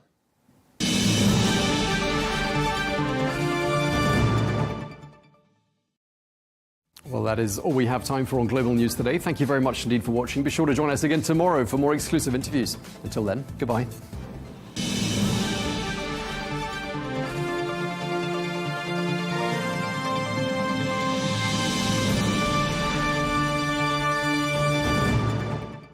At Arabiya News, we go beyond the headlines. From the latest breaking news to in-depth coverage of global events. We're not bought or sold. Nobody owns us. The loss of life, the destruction of property. The conflicts are such a terrible thing. Context and analysis to help you see the full picture. The world is in a very dangerous place. Join us on Arabiya News, It's very impressive. where knowledge meets perspective. From the White House to Gaza, Kiev to Beijing, elections, economics and the environment compete with conflicts and other complex issues for our attention. In an age of fake news, deepfake and artificial intelligence, They've got to have a vote and a say. it's important to look beyond the loudest voice to understand the truth. From newsmakers to groundbreakers, My campaign is going very well. presidents, prime ministers, princes and peacemakers, and cultural tastemakers. As Arabs, as Middle Eastern, we're too emotional. Join me on the Rizkan Show for empowering conversation.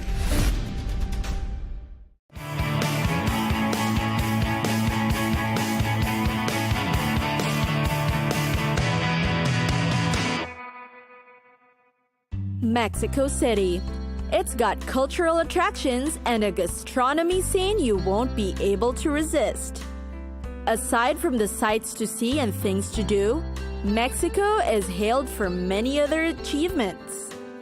In the city, crime is down and the air is clean. Plus, the capital city has already gone through many achievements. Its commute system is very efficient and accessible too. It's got a green movement that balances out the modernity of the metropolis. Biking is very much welcome here, that on weekends, some roads are closed to make way for cyclists. Inviting, with pep and vigor and buzzing with energy, Mexico City is definitely one to get to know.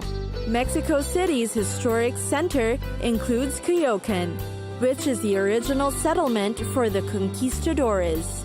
Today, it has become an enclave of artists and writers such as Frida and Diego, and it exudes colonial charm. A worthy place to visit is Zocalo, which is the center of the city. It is a vast plaza flanked by the Cathedral of Mexico City, the National Palace, and the Colonial Arcade. Zocalo is in fact one of the world's largest city squares. Also nearby are a cluster of vendors. Among their products are shawls, knitted sweaters, pottery, beaded jewelry, and intricately carved figures in stone, obsidian, and all manners of trinkets. Calle Madero is a pedestrian destination that connects the Zocalo with other iconic places. You'll find the Banco Nacional de Mexico nearby. Within the greenery of Bosque de Chapultepec, Mexico's Central Park is the Castillo de Chapultepec. It is called the Castillo de Chapultepec and is one of the city's gems. It is known for its gilded rooms, sweeping marble staircases, sprawling terraces, and Versailles-like carriages. One of the world's great museums is the National Museum of Anthropology. It features one of the most important collections of hard-to-find pre-Hispanic artifacts. Other noteworthy places include the Frida Kahlo Museum. Then, there's also the Diego Rivera Studio, where you'll see brushes, jars of pigments, and skeletons of demonic figures there. Mexico City is also a place to eat. Must-tries include enchiladas, short ribs or turkey, tostadas, carnitas de pescado, and other seafood creations. The city is a good place to enjoy the scene, the people, and culture as you dine. There is simply a bevy of culinary feats in Mexico City.